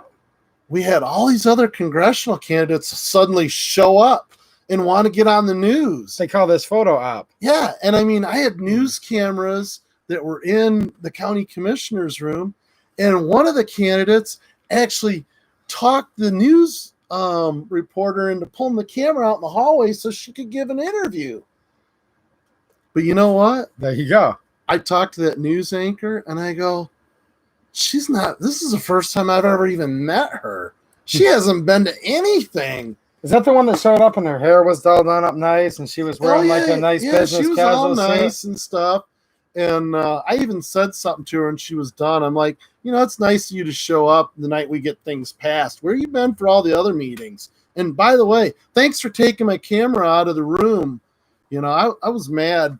And so anyhow, I talked to the reporter. I remember that. She didn't make it on the news. So, I definitely remember that. And it was. Yeah, I put the axe to that in a hurry. That made me mad though. You know, and there was one of the congressional candidates showed up and I guess not all of them showed up, but the other one, she showed up and she was kind of low key and she didn't try to steal the limelight. I think she just wanted to be there to be a part of it. And I think she was in support, with all due respect. You know? Yeah, and then that California Paul that's running against Mike. Where was he? I never saw him. He never showed up to nothing. He was never there. And I wouldn't even know what he looked like if he walked in this room right now. And the other guy, I won't even mention his name, but he's from the area, but he didn't show up either. So yeah, it was kind of amazing how people tried to show up just to steal the limelight. If they can't show up when they're asking for a vote, are they even going to show up to vote when they're elected to Washington? I mean, where will they be? Probably not. They're probably wherever they were before. I don't know. Well, probably in their ATM depositing the large bundles of cash. All the money they got from the lobbyists. Yes. Yeah, that's where you'll find all these guys. And Mateo did say cyanide is a less crappy death. Okay, so yes, I don't want to know. Well, that's what'll happen though when it's young, okay, versus slack, and you're like, which one do I take, the cyanide or the hemlock? Oh, I'm gonna fight to the death. I'm not drinking any Kool-Aid. No, you don't want a Jonestown part 2? No, not a part of Jonestown. God, how could those people do that? Or what are those alien worshipers in, I think, California? Oh yeah. Something's gate. Yes. One of you guys remind us who that was. God, there was a documentary, I think, on that not long ago, and I'm like, man, what a bunch of crazy. I remember it when it happened. I can think of the leader's name on the tip of my tongue. They all wore the same tennis shoes, and I don't want to mention that company's name, but yeah, they all wore the same tennis shoes. Well, that's why I don't want to wear my clothes, and they all had bowl haircuts. God, they had the worst looking haircuts ever. Oh, Heaven's Gate. Yeah, there we go. God, Heaven's Gate. Yep, and there was a leader too that had a name to him. Oh yeah, I mean, he had white hair, and I mean, you looked at him, he was nuts. you know, that was one of the things when I was a policeman. You could always tell when somebody was crazy by their eyes. That glaze they have. Yeah, that stare through you look. And do I have it, guys? No, you don't have that. I'm trying to give it off the persona. But yeah, he had that. I'm like, as soon as I saw that guy, I'm like, he's insane. You could tell that guy was nuts. A-Dub says they had some nice kicks though. I guess they were known for their shoes, right? Yeah. Oh yeah, they had expensive tennis shoes and yeah. Chuck R, yes, I agree. He's saying the 2 A's on every ballot. Yes, it Yeah. is. Whether you like it or not. Yeah, a lot of it's who you vote for matters with your gun right, for sure. Oh And, yeah. You know, I laugh at these candidates that have their hunter's orange on and their little FUD gun and they're walking with their black lab. You know, it's like I'm a big Second Amendment advocate. Yeah, okay. I do nothing but live and breathe the Second Amendment, guys. I don't really need to say anything to you guys about that, right? Like, all I do is guns. I have more guns than anyone I know, but I've never even seen the shotgun that's in their pictures. It's like so yuppie and like expensive. Yeah, it's probably more of a trap gun than a hunting gun. Yeah, and it's usually like a $10,000 model that's like, solid steel, polished nickel, with all the silver gold plated, inlay and gold. stuff. Yeah, it's supposed to be hanging on the wall. Oh yeah. Yeah, and made by some famous maker in Europe, right? yeah, that I said it when we were trying to pass the resolution. You know, I'm not dissing on anybody for target shooting or hunting. That's just one of the benefits of the Second Amendment. That's not what the Second Amendment is about. No. The Second Amendment is about us, the people, we the people, being armed in the same fashion as our government. Yes. And so that we can defend ourselves against tyranny. That's the whole purpose of the Second Amendment. And I said that in the county commissioners meeting. Yes. You know, and it's written right in the Declaration, guys. I'm going to summarize because I don't have it in front of me. But basically, once the government goes against its true means, which is life, liberty, and pursuit of happiness, when it goes against that, it's actually time for we the people to abolish. And that would imply with firearms. We have a duty, according to our Constitution, to stand up against tyranny. Yeah. And to abolish it or remove it outright, which is what happened a little bit before 1776. They started doing it, signed their death sentence, right? That's what they were signing, the Declaration. Yeah. Potentially. Yeah. At that time. They were in a fight for their lives. If you want to talk about odds, like everyone does the Vegas odds right now, it would have been like 100-1 against the colonists if you just looked at the logistics of what was going on at that time. And that's why I was glad I remembered to ask Mike that. And I liked the encouragement he offered earlier where I said, dude, you talked to like Andy Biggs and Jim Jordan and others. Do we even have a chance? If we can get enough people like Mike into Washington, there's still a chance. And he said, yeah, we still do actually have a chance. So I want people to realize that, look, there's still a chance. Now, if we just keep letting this go another 2 years, 4 years, 8 years, 20 years. Yeah, we're going to go down the drain with them. Yeah, probably not. I mean, yeah, what's been happening in D.C. and around the country is just terrible. Yeah. It's very disheartening when you start thinking about it. Like my wife doesn't even want to talk about none of this stuff. Most people don't want to talk about it. Yeah, I get it. A lot of people you talk to, they don't want to talk about it because it's a difficult, and these are good people too. About. Yeah, and they're, they don't want to get bummed out. They don't want to get bummed out, and it just gets to be so stressful. See, everybody can't be on the front lines. I totally get it. That's why when I was talking to Mike earlier, I'm like, I'm not running for Congress, but I'm glad you are. So just because everyone watching tonight doesn't want to be I'm glad he is not me. But you can still do your job, though, by going out there and, North Carolina's in the house tonight, let's say, right? You can be in North Carolina and find all of your local versions of Rick and Mike and things like that, and that's what you can do. And just be thankful that they're willing to get out into the front and take all the arrows in their back, right? I mean, I'll tell you right now, this race that I'm in right now, it sucks. It really does suck. The primaries are not fun. No. And I've taken a lot of fire, and I've got people out vandalizing my signs, which is a felony here in the state of Michigan. Yes, it is. Yes, it is. I've got other candidates. I don't know if it's the candidate or somebody from their campaign going through my neighborhood, telling the neighbors that, oh yeah, he used to be a policeman, but he got fired because he's a convicted felon. And he, so he's, what else did he say? Which is not true. No, it's totally untrue. It's a total lie. I know that. You to clarify the changes. Yeah, but it's fake news, guys. It's not true. It's embarrassing that they're telling my neighbors that I'm a convicted felon. Oh, here's the best one.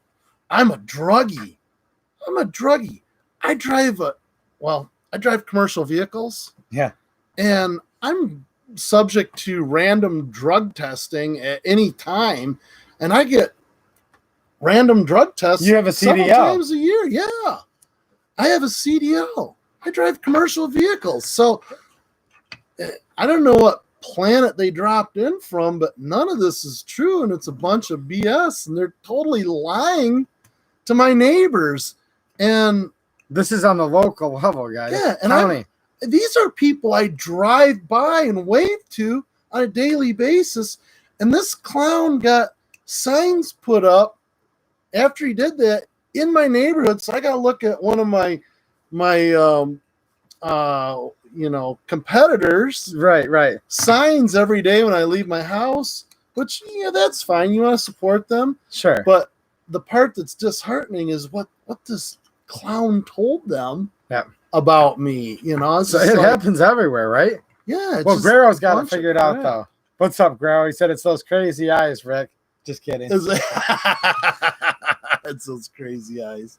How's it going, Brownies for my fat? I want to say hi to a couple people earlier because Mike's so busy on the campaign trail. It's not often that I have the chance to get him in here, so I but we didn't neglect the chat. We were reading it the best we could.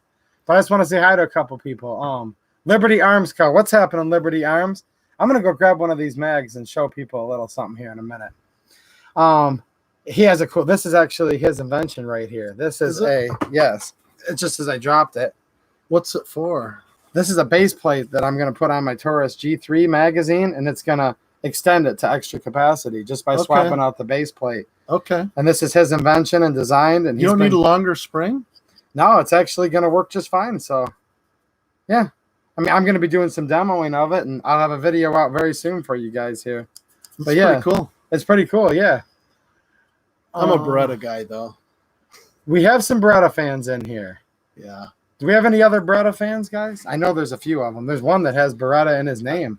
I worked years ago when I started out as a kid as a policeman. Yeah. I mean, I was 19 when I got on the department. Okay. Can you believe that? Wow. 19 years old. Just I a was kid. wearing a badge and carrying a gun. That's scary today. But probably about a year and a half after I started there, we went from the revolvers. I carried a revolver in my police career. No, most people have never carried a revolver in their police career these days. And we like revolvers. It's just nowadays you're a little undergunned in most cases. Yeah, so we switched over to Beretta 92s, and I had the opportunity to buy a brand new 92. The government contract had just kicked in and was going. Yeah, I got one of the first ones made in the United States, and my serial number is under 2000. Nice. So you have one of the real early 92 FS. It looks like it's been through the war because I carried it through the majority of my career. Is that the same one you were carrying in Lansing not too long ago? Yeah. Along when you with pull your it out, bullpup? it's been in and out of the holster so many times, all the finishes wore off it. It looks terrible, but it shoots great.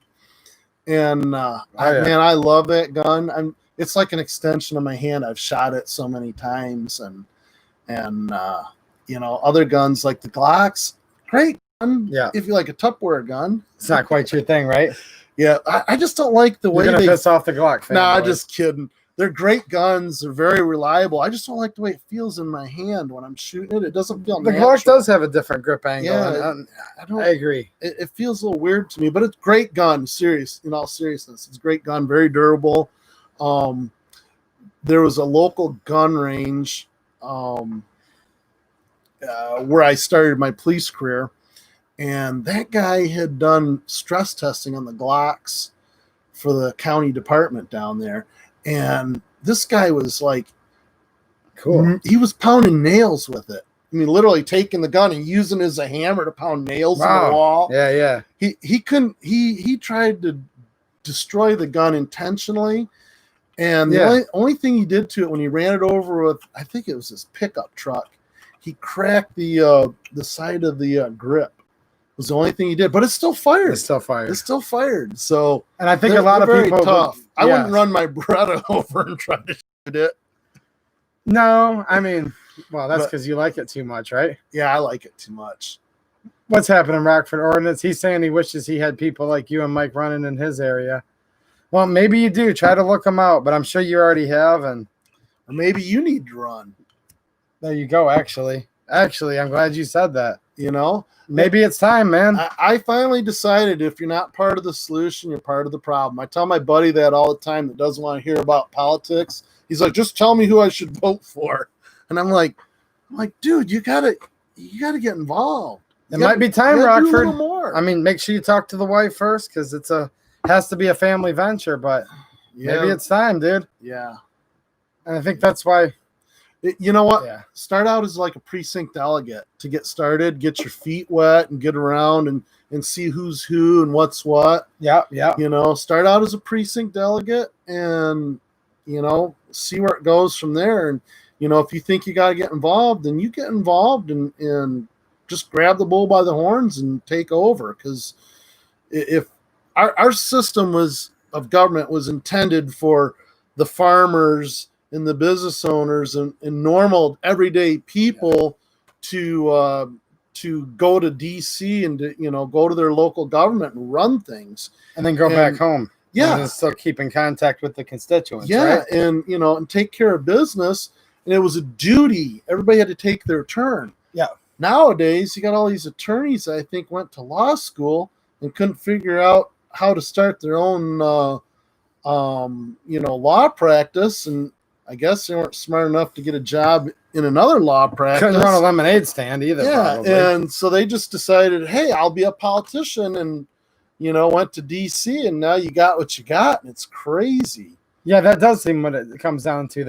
They failed at their old job, so then they like go down to politician as like the least common denominator. Yeah, you know, I've had a couple of people tell me, well, gee, you know, you're not an attorney. You couldn't be a congressman and this and that. And I'm like, why couldn't I be a congressman? We need normal, everyday people to make common sense decisions. You know, that's what it boils down to. And I think normal people nowadays are getting a lot smarter, and they're realizing that, hey, why do we want these people that, I wouldn't say they're getting smarter. They're just wising up to what's really happening in the swamp. Yeah, because here's the thing. If all these people that are in power were so great, then why do we just keep losing liberty every year? Why do you want to keep trying to fix something by using the same broken solution, right? Well, what's the definition of sanity? Yeah. Doing the same thing over and over again, expecting a different outcome. Yeah, and then they're like, oh my, why is it still saying the same way? We just put the establishment person back in again. Yep. So, yeah. Jane Locke, yes, she says start with your local GOP organization, get to know your local politicians. Hi, Jane. How's it going? She's a friend of ours here from in town, and she's right. Like, how do you even know who to vote for till you at least get to know them a little bit, right? Yep. Jane is a true patriot. Oh, yeah. Jane's the one that's behind so many things. She's on the front lines and even does a lot of the behind-the-scenes stuff, like running PA systems for some of the local events. And, oh, yeah. Boot out the establishment. Another outspoken person. You know, I had somebody tell me that the word was going around that I'm too outspoken. That's why they don't want to see me get elected. It's Rick Nieper. I'm too outspoken. Wow. Just shut up and do what you're told, Rick. Don't bucket. Just shut up and take some of that bribe money and keep going with the Not status quo. happening. That's what they say here, right?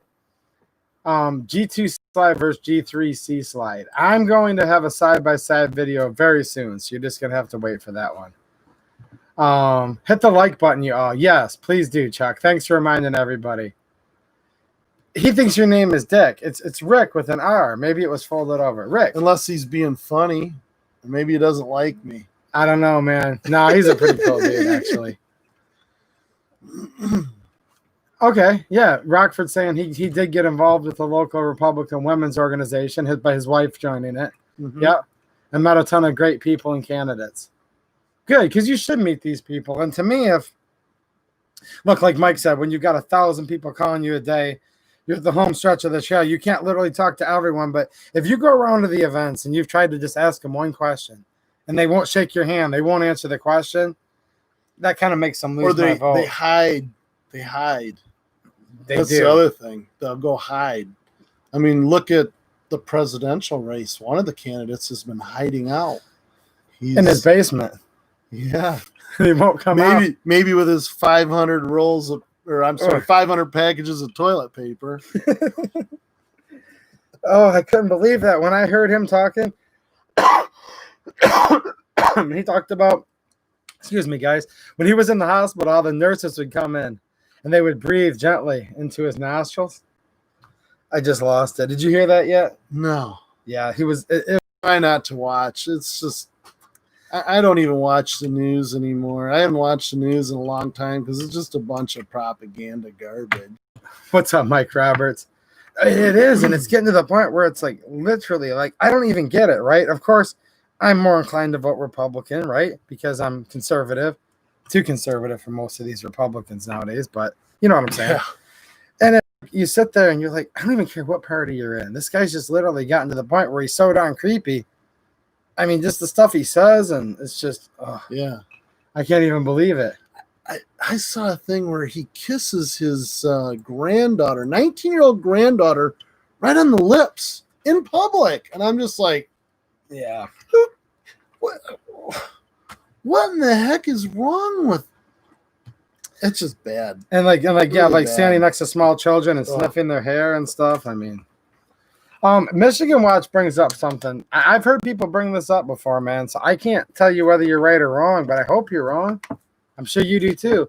He says, I don't think Americans have ever put anybody in the office that they voted for. It was always pre-selected. I don't know.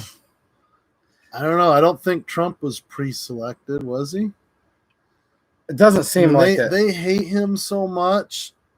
But I think he's onto something, though, because in some instances, I think we've caught mass voter fraud.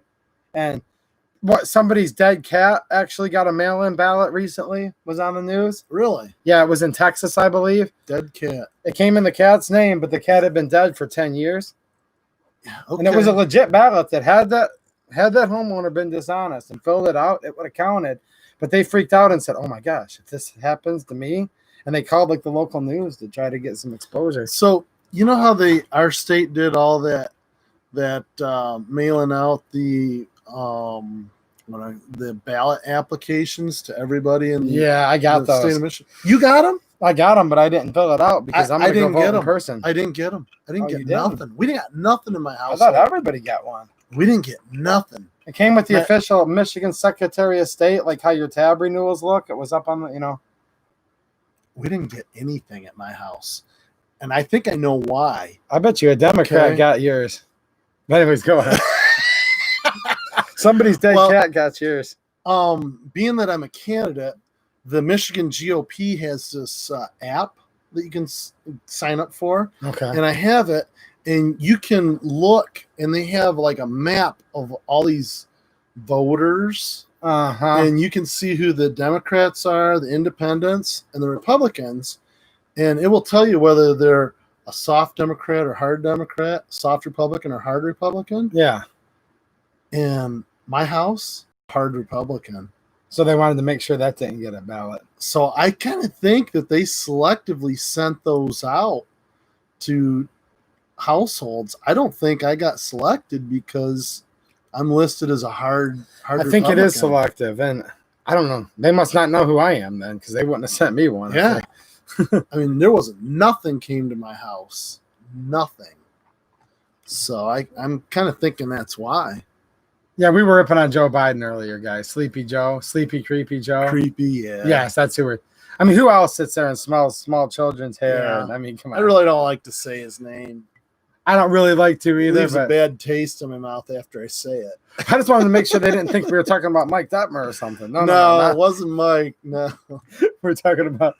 no. Mike's a straight up business guy. He don't mess around, and he's not a creeper. No, they knew I was joking with that one. I just had to take the low hanging fruit there. Let's see here. What are you guys talking about? Oh, they're arguing over 1911s, and well, maybe they're not arguing, but they're debating a little bit. Jane does say it was just an illusion of choice until Trump. Yeah, definitely. You look at the last 30 years in this country, and it's really hard to tell a difference between the candidates. It's either R or D after their name, but they've all been a part of that Agenda 21 that the United Nations is pushing. And they've all been on board with that. A lot of people. There's a lot of people never heard of it. If you've never heard of Agenda 21, you should go on the United Nations website. Yeah. And you can look it up there, and you can download it. I think it's a PDF file. Yeah. And it's about 450 to 500 pages long. And that's their plan for us. And if you read that, I've seen it. you're going to be like, what in the heck is going on? They're doing it right in front of our faces. And a lot of people don't even know what's going on. Anytime I talk about that, I get that's Alex Jones conspiracy theory and all this other nonsense. It's like, you know what? You need to just read it, right? You need to read it. It is there. Read it. They're telling you they're going to do it to us. And if you don't, and our country signed on to it too. Like, yeah. And, so people aren't even aware that this is going on. And I try to tell people, and, that's conspiracy theory. That's conspiracy theory.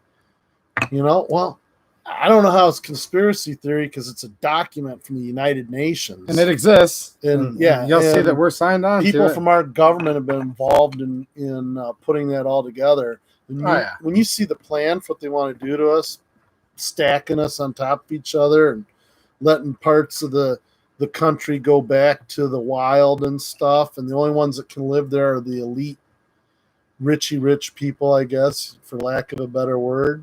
Yeah. Elitists will be the only ones there. Yeah, complete ban on small arms. Yes. Yeah. Yeah, complete ban. And actually, Kennedy, you have to go back to the early 60s before he was assassinated. He was the original one that signed us on to the original portions of that. So this has been happening for about 60 years. And George Bush Sr., when he was in the 70s, when he was a CIA director, he was involved in writing a lot of that crap. And people don't realize. I never knew that. These are Republicans and Democrats in the past. Yes. Yeah, they're trying to set up this whole planet for themselves, and we'll be modern day slaves. Bottom line, it's a scary thought, but this is because we don't get involved and do something. Unless everyone could get together and stop it, because I still think there's a chance. And I'm not going to be overly optimistic, but there's still a chance. This country is like their last, I guess, place they need to conquer. Because look at what they did. Australia, they took the guns away, and a lot of places around the country they've taken the guns away. Venezuela. Look at Venezuela. They were a very wealthy country. I think the most wealthiest country in South America. Per capita, yes. Yeah. And now they're starving in the streets. Eating out of garbage trucks. We went to Aruba last year, and it was the most expensive vacation I've ever been on. I went because my wife's best friend was celebrating her 40th birthday there. We go down there, and I'm talking to a Aruban customs officer, and he's telling me that we have U.S. customs there, and that we'll clear customs before we come back. And I'm like, well, why would they have U.S. customs here? He goes, they sent them here to help protect the island because, he goes, we're 10 miles from Venezuela here, and they all come here, and Venezuela it's a problem. crazy. Yeah, and they don't go through customs, and we get all these people trying to live here and take jobs and stuff. He goes, we can't have that.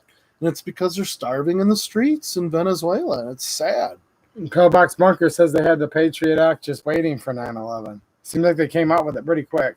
Yeah, he's probably right. I think Jane's right here. Nikki Haley was telling the UN to shove Agenda 21 and 30 when she was the UN ambassador. Yeah. I do remember that.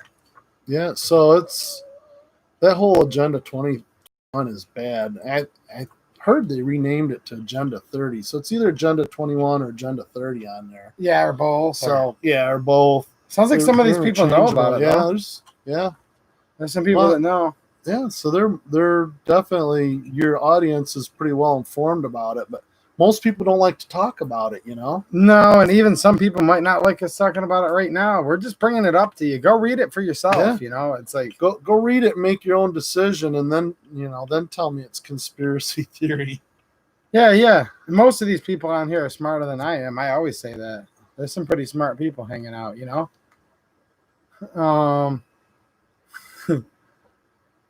Geez, you guys are buying a lot of guns right now, which I don't blame you. Actually, guns are up right now, record sales. And I really just think it comes down to people don't trust the government right now. Really? Well, should you? No. No. They don't trust all their Democrat and liberal police chiefs and mayors to keep them safe, and they shouldn't. Well, that's funny you mentioned police chiefs. One of the local municipalities in our county, Livingston County, Bob Bizat he's a retired sheriff in our county running for state rep. And Bob was very instrumental on the county commission. I mean, he was the guy who helped me to get the 2A resolution passed. Yeah. And it was difficult, but one of the police chiefs always let him put his sign out in his front yard when he was running for county commissioner. And he called him to ask him if he could put a sign up for state rep in his yard. And the guy was all mad at him and chewed him out because you're not going to put a sign up in my yard this year because you passed that Second Amendment resolution and I'm going to support your competitor instead, and they can put their sign up in my yard. And I'm like, really? They'll change on you real quick, won't they? Yeah. And I'm just like, this is one of the police chiefs. And, obviously, maybe he needs to be replaced. Maybe we need to start watching him and jumping down city council's throat saying, hey, he's not supporting his oath of office. Because he's gone contrary to the Second Amendment. Yeah. So that kind of floored me when I found that out. So actually, there's a guy right here. His name's Lil Rob 2030. I don't think this is a coincidence. He says, Agenda 30. They want it to be all in place by 2030. Yeah, it was originally 2021, but we had the Trump stopper. If you play euchre, you got trumped. Look at right here who we have in the chat. Giving an official endorsement. Mike Detmer for Congress. Rick Nieper for County Commissioner. Yeah. Thanks, yes, sir. Mike. I hope Mike didn't hear me say that Biden joke, did he? No, if you guys didn't figure that out by now, you weren't paying attention earlier.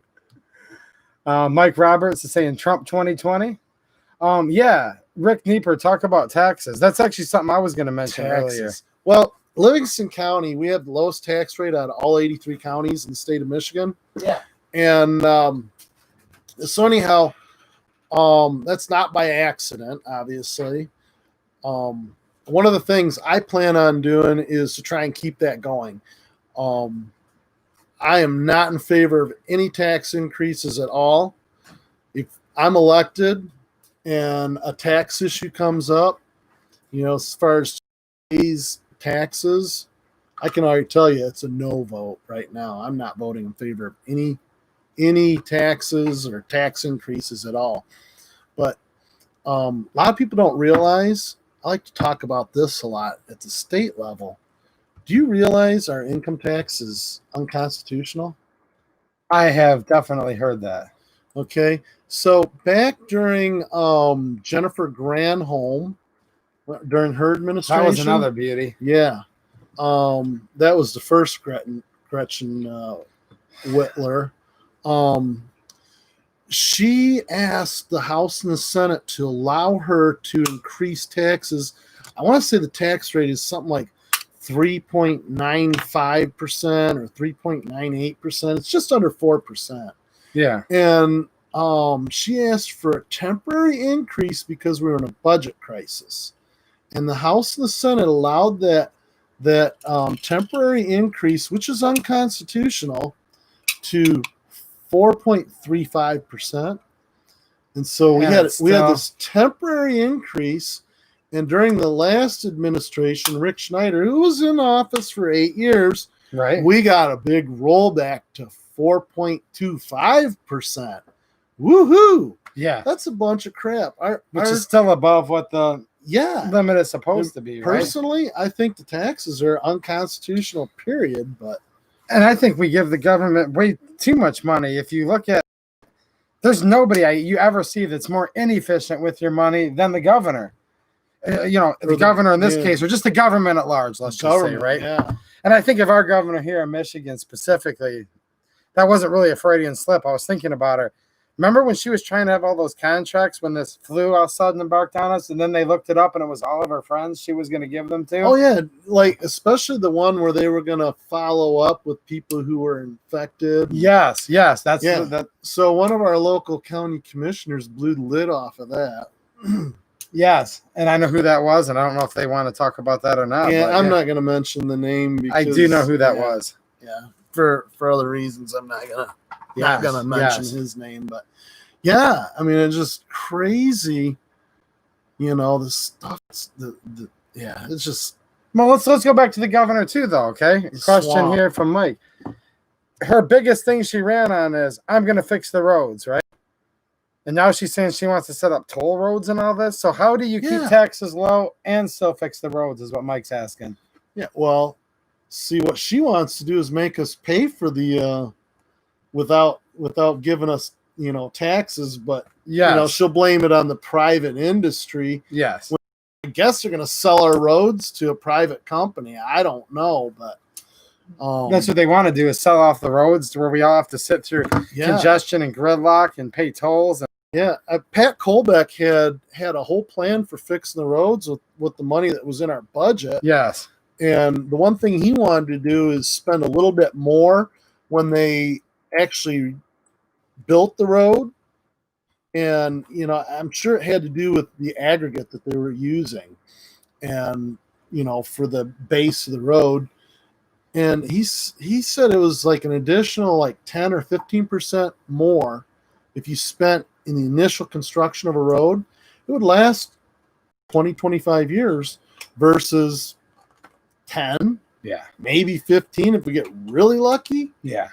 But usually 10 years. I mean, God, US 23, I can't tell you how many times I've seen them redoing US 23. In my lifetime, it's unbelievable. Yeah, there's 2 seasons in Michigan, winter and construction, right? Yeah. Oh, yeah. If in case you're joining the chat later on, Mike Roberts, for example, is Mike Detmer Pro 2A. I would definitely encourage you to go back and rewatch the first half, but the simple answer is, probably more than anybody that running for office anywhere, to be honest with you. Yeah. But we talked about the 2A a lot earlier. For sure, 100% in the state of Michigan, he is the most Pro 2A guy there is. Absolutely. And probably the Pro 2A guy anywhere, because he's basically not going to stand for any gun control at all. And not only is he just going to fend off any future gun control, which we talked about earlier. He's like me. He's going to go back and get some of the old. Trying to repeal stuff. Mm-hmm. Which is very, very important, okay? Yeah. I think that all these gun laws they've created, well, heck, our gun laws, God, how many pages are the gun laws in the state of Michigan? There was a guy that showed up at our 2A resolution and threw that out on the table, and it's like 400 or 500 pages of gun laws in the state of Michigan. And I'm like, are you kidding me? And then I started thinking about it when I was a policeman. Yeah, they used to call it Steffels. Steffels was a state trooper here in Michigan, and he had a law degree. and he wrote out the laws and stuff. Well, he had one book that was solely on Michigan firearm laws, and I started thinking about it. I'm like, I believe that he's right on the money with that. And I never thought about it. But our pistol registration in this state, it's kind of laxed up a little bit. You don't have to take your gun in for the safety inspection anymore. Right. But you still have to register your guns. It's still a gun registry. And like Mike talked about, so they know right where they're at. It's a pistol. Yeah, it's a pistol registry. For when they decide to confiscate, they know right where it's at, model number, description, serial number, measurements of it. Yeah. I mean, I just had to go through that here recently. Oh, yeah, 100%. It doesn't make any sense whatsoever because no criminal, like I said this a million times, guys, and I'm going to keep going with it because it makes sense, right? Bad guys and criminals, by definition, don't follow laws, and good people don't need laws to keep them honest. Exactly. Why can't we just leave it at that? Because it's the truth. Can you believe we used to be able to own fully automatic weapons in this country? Yeah, like literally. Before the gangsters in Chicago fixed that for us. Before the National Firearms Act, right? They could mail, Sears and Roebuck could mail you a full auto Thompson submachine gun to your home. And there was less gun crime then, okay? There wasn't gun-free zones, so people still had to kind of worry a little bit more than they do now going into these college campuses and these places where it's just like free reign for bad guys. And we've said it time and time again, and it always proves itself. Yeah. Any place that's gun friendly has little or no crime. Yeah. It is, and it just keeps happening. I remember when they passed the CPL law in Florida. Remember when they did that? Or you too young to remember? They were one of the first ones. Them in Texas were right up there getting things. Florida, oh my God, it's going to be a bloodbath. Bloodshed on the streets. You know what happened in Florida? The bad guys started targeting the tourists. They had to, like all the rental cars, they had to take their stickers off their cars because all the tourists were getting attacked by the bad guys because they knew they weren't armed. Yeah. And so they did that so that to protect the tourists. And now, I mean, I go to Florida. I carry my gun in Florida. The gunshine state, as a lot of people call it, right? And bad guys don't bother you down there no more. And yes, the Hughes Amendment took them away completely in 1986, but the National Firearms Act, besides the laws that they had to affect black people, you heard me right, besides those that were in the 1800s, that's when all gun control started. It's called the National Firearms Act, right? And then that progressed to the GCA, Gun Control Act of 1968. And then all these other laws are just derivatives or amendments thereof, the Gun Control Act and the National Firearms Act, right? And yes, I believe that registration leads to confiscation because there's no other reason people want to know. And here's a good analogy for you. If you look up and talk to, you're going to know this more than me, but I've talked to enough cops and detectives. A true professional criminal, they will usually case out a place before they rob it, right? To see the comings and goings, see where the most valuables are, right? And they're keeping a little list, and they're registering either in their brain or sometimes on paper, right? What's going on? Because they're getting ready to steal it from you. Now, the federal government, or in this case, state government, anyone that wants to make a registry, they're actually technically casing you out for when they want to steal your property. And for those of you that think I'm nuts and say they can't take your guns, BS. You know what? They can, because look at bump stocks. Those were taken away completely. Violated the takings clause. They were legal when you bought it, so it violates the no ex post facto law. It violated that.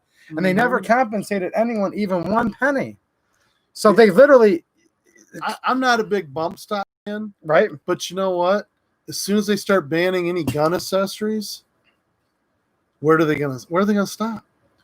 Exactly. And I am actually myself, I was a bump stock fan. I actually did enjoy using it. I thought it was fun, okay? Yeah, I mean, it's a personal choice. If you want to have one, you should be allowed to own it. Just because I think it'd be a waste of my money. I guess I'm kind of a poor guy. I'm not a real rich guy.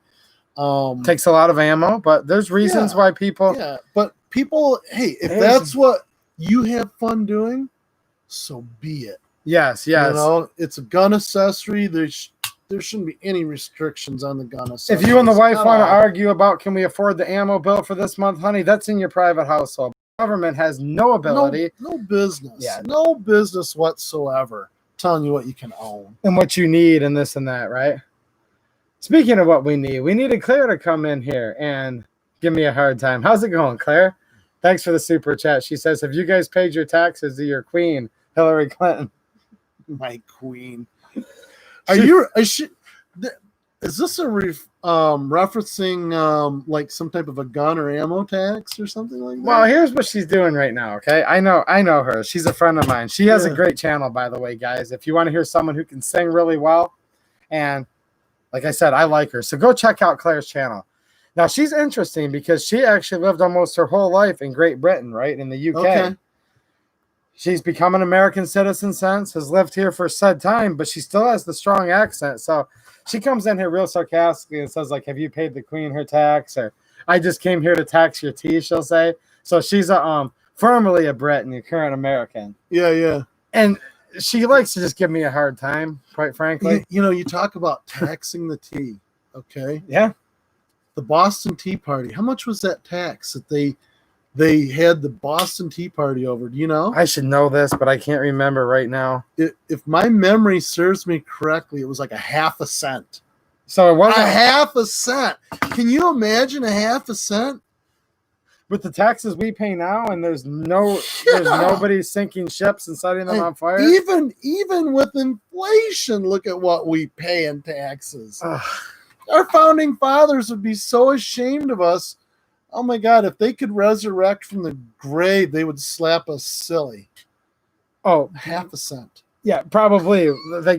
Especially that predicating clause there in the Declaration where it says, life, liberty, and the pursuit of happiness. And if they become against that we are to abolish, like that's literally what it says. Yeah. Oh my God, our founding fathers got to be rolling in their graves. But if you dare talk about abolishing the government, then Susan WikiWiki here on YouTube, she'll get in there and they'll consider you some kind of hate speech, and you guys are radicals because we're radicals because we want to defend our constitutional rights. We're radical. We're radical because we want to defend. Okay, we want to defend people like Susan WikiWiki, able to restrict our rights.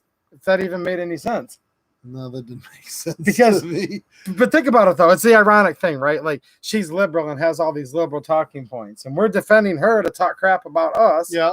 By doing stuff that she then comes back and restricts our channels on. You know what I mean? Yeah. Well, she's the anti-fascist fascist, I think you're trying to say. Yes. And I purposely said it the first time where it wouldn't make any sense, just to give it some poetic irony, because that's literally what's going on right now. Do these people literally, like, here's what I don't get. All these people want to riot in the streets and they want to do this and that. Defund the police, we want this and that. Well, do these guys not quite get it yet? These local units of government, right, and police and mayors, this is what makes America different than countries such as China.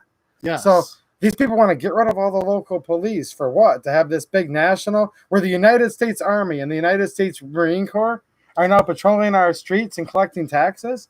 Is that what they want? The last administration was trying to eliminate local police. Yeah. And wanted to have a national police force. Okay. Yeah. Now, you hear about all this defunding the police. That's one of the things. Hitler had appointed a new department of, I think it was Interior. That's exactly what he did, was defund all the local police. Yeah. And the brown shirts came in and they were rioting and attacking people and whatnot. And then he brought in the national police, but that was all part of his plan and whatnot. And they basically were allowed to, do, the brown shirts were allowed to do whatever they wanted to. And that's kind of what our, how do I put this without, basically our old administration in their shadow government. That's exactly what they're doing with Antifa and the BLM thing. And they're trying to get rid of the police, but it's funny because Trump has these, or I should say our current president not trying to be too political, but he has CBP officers in their fatigues going around and doing what national police would do. Yeah. And all these people that support that are having a fit because, oh my God, he sent his private army out to attack these peaceful protesters. I'm glad you brought that up. It's so ironic and hypocritical, doesn't it? And yeah, and It goes so anyhow, I recently had somebody friend me on Facebook, and I didn't realize, she was somebody that I knew when I was a teenager, and I know her dad now because her dad's a retired policeman, but I had to unfriend her because she went off on how the president was sending all these goons to attack all these peaceful protesters. Yeah. And I'm like, they're not peaceful protesters. When you're attacking federal agents and local police officers and burning down buildings and, causing damage to there's no peaceful buildings. Yeah. Well, you're committing a felony. You're a criminal. And that's who they're going after, all these people committing crimes. Yeah. And, oh my God, she went crazy on me. Guess what she does for a living? Teacher? She's a teacher. So she went off on me. Lucky got a whole guess. bunch of people attacking me. Finally, I'm just like, you know what? I deleted my post and I unfriended her because it wasn't worth the argument. She's got her indoctrination from school. And the funniest part is her dad's a retired cop. Yep. You know, and he's not like that at all. He spent his whole life defending the Constitution so she could have free speech. And obviously she doesn't believe in, what we believe in. I don't know. And free speech is fine with all of us, though. Like I liked what Mike said earlier, and I grimaced when he said it because I know the terrible things they were saying, but I agreed with him when he said, this Black Lives Matter that was down in Louisville. They were probably saying the most terrible things ever, right? But we need to stand for that, and we do. Well, they came in the middle of our what was it, the 2A? Oh yeah, that was the last one I was at. Yeah, that last one. I did a live stream there. Yeah, they came right in. They laid down on the ground right in front of the Capitol stairs to block us from, being able to stand there at the bottom of the stairs and watch the program. Yeah. And but the militia was going to start carrying them off, and somebody's like, no, just leave them alone. Just leave them alone. Let them. It's their First Amendment right. Yeah. And we did. We left them alone, and then they ended up lining up in two columns and walking right through the middle of our group. And they all held hands and kissed each other. And held their little fist up in the air, and yeah. Heil Hitler, I guess. I don't know. Yeah, she mentioned that. Mike's mentioning the same thing. We let BLM lay down at our rally. Didn't have to, though. I liked what Mike said, though. Where were they when we were out there? It was only 12 Why degrees. weren't they when it was 12 or that day that it was raining all day? Where were they then? They're only fair weather protesters, Mike. Well, look what Claire says, and thank you so much, Claire. You're a sweetheart. As I am looting building, why won't you let me peacefully protest? Exactly. I mean, that really is what it comes down to. You watch them smash, Molotov cocktail, big screen TV. Hey, I'm just peacefully protesting. Did you see the one at the Sam's Club? Where they started smashing the front doors? The Sam's Club was closed. Yeah. And I think it was, I don't know where it was at, but they were closed, and they had purposely put cases of water in front of the doors, and they're just ripping it out of the way and climbing over it and running through the stores trying to grab big screen TVs. Well, the First Amendment protects that, right? That's what they say. And then the cops came, and there's just so many of them. They're just kind of standing there, and I'm like, oh my God, what's going on? People are nuts. This doesn't make me smile, guys. I'm smiling in that snarky, it's just, it's insane. If I possibly got as angry as it makes me, then you got to laugh at the stupidity of these people. I don't know what else to say. Ooh, I'm ready to knock over my whole table right here. I have a friend of mine that came here from Lebanon when he was a little kid. Yeah. And he was seeing the decay of their country there. in the early 70s, like the Beirut bombings and stuff. Yeah. And his mom and dad left and brought 4 kids to the U.S. and they had like $300 or $400 in their pocket. Yeah. And they came here. They came to Ellis Island, had to go through the whole process, and they became citizens. Everybody became citizens. Yeah. And you know how much welfare his mom and dad collected? Probably none. Not a dime. They worked hard and raised their children. They just wanted their children to have a chance. And he told me, he goes, you know, Rick, he goes, we're in big trouble here. This is like probably a year and a half ago. We were having this conversation. Because he knows the difference, doesn't he? He sees it. He saw it coming then. Yeah. And he's telling me, he's like, he goes, bad things are going to happen. He goes, we're going to have to divide this country, and there's going to have to be a place where I guess the leftists or whatever you want to call them go. Yeah. And the conservative people go to the other part, and everybody stay on their own side. He goes, that's what we're coming to. He goes, otherwise it's just not going to work here. He goes, he told me that we were on the fringe of real bad times coming, is what he was predicting. And it could be because I hate to be a Debbie the Downer, but it made sense. And he's lived through this before. There's a lot of people that have lived through this, and they're telling us, hey, this is what's happening. I was just talking about it last week in my stream, how all these people from other countries, they let me know, like, hey, you guys need to keep your gun rights, because in the country I live in, unfortunately, I can't touch guns or I hold one up, but it could be an Italian Beretta 92. Yeah. And you'll have an Italian say, hold on to that, because we can't even carry that Beretta 92 in our own country where we make it. Yeah, And, I saw that on your live stream. oh, boy, Claire's at it again here. She says, when the protests happened, I poured Arizona tea into a harbor to get revenge on the states for pouring our tea out. Oh, I told you she used to be a Brit, but Arizona iced tea. I'm sorry, that's not tea. That's sugar water. Could she be any more patently stereotypical? I know her well enough too. She's using her words carefully too. I've had real Trust tea. me. I've had real tea. The big difference between Arizona iced tea. Oh, there's a or Arizona. She calls it Arizona tea. It's Arizona iced tea. Get it right. now. You might love Arizona iced tea. That's fine if you love it. It's just not. Yeah, I know what she's doing here. It's not like British tea at all. See, Mateo likes Arizona iced tea. That's fine. Yeah. Hey, if you like Mateo it. and Claire would get along well then, because she was pouring Arizona tea. Hey, pour it down their throat, right? Speaking of tea, I've been on here 2.5 hours, and I think I need to get off and go get some dinner, because I just realized how starving I am. And I saw him like, if it's midnight, I turn into a pumpkin. It's almost 12 o'clock, man. And I seriously haven't eaten yet, so I got to try to get to the I got to get up early in the morning. Taco Bell drive-thru or something. Taco Bell.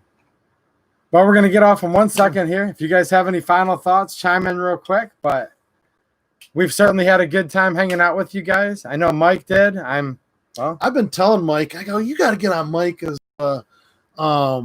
channel there and be on the 2A EDU and go on there. I go, it's a lot of fun. You'll enjoy it. Yeah, and there's good people he said on he here. had fun. That's cool, because they'll ask you real questions, and a lot of the questions did get answered. Rudy Finney with another super chat. Thanks, dude. Because OMG, Claire is on a roll tonight. Sometimes she is. You guys got to watch her, though. How did you guys let her in, by the way? See, some of these guys are supposed to be running security, and somehow they let her in here just to razz you. Yeah, basically. Yeah. Hey. Up north, arrive late and still have fun. Arizona green tea's pretty good. All right. White Castles be eaten at the start of any cleanse. No, I don't want to. I don't need any White Castle. I have to get up and run into action. He's got to work tomorrow. Yeah. If you guys want to know what this is the extended Taurus G3 base plate by Liberty Arms Co., who was in here earlier. So I'll give you guys a quick teaser. This is pretty cool.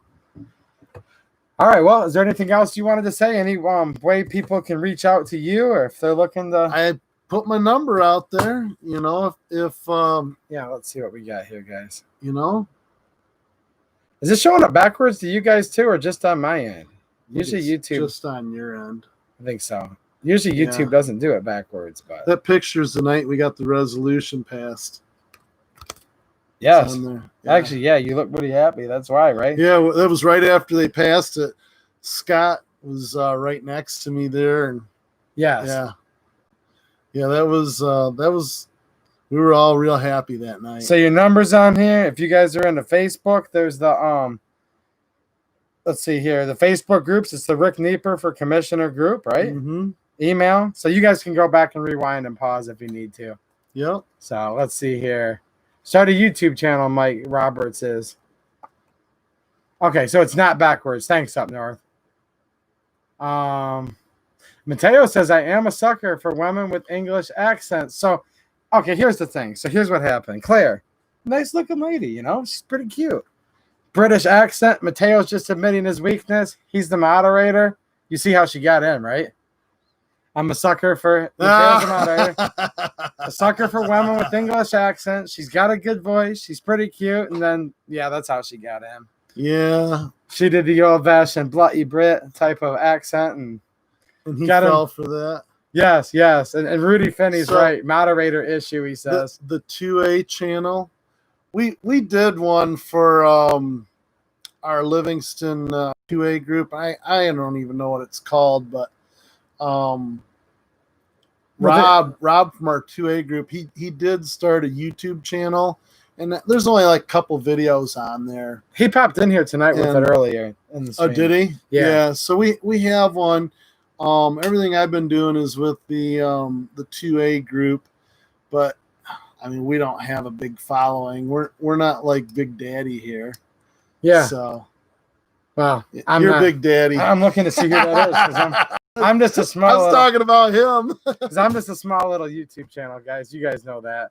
Lil Rob with the super chat 2030. Thank you so much. I appreciate it, man. I appreciate all you guys too. BW is electric. What's happening? He says, I'm a fan of the original Star Trek series. The crap that's going on is like the Day of the Dove episode. An alien force is mental divide between people. They're realizing it. I didn't see that, but I get the concept, and I would agree with you. There's a video out there from my God, where's she from? I want to say she's from like Yugoslavia or something like that. But she's warning us that we need to wake up and see that they're dividing up the people here to try and start a civil war. That's what she was saying. Yeah, on this video she did, because she goes, I saw it happen in my country, and you Americans need to wake up. It was pretty interesting. I actually watched it earlier this evening. What do you have to say about these Americans? Oh, Claire chimes in again. Thank you so much, Claire. Eat McDonald's. Eats McDonald's one time American.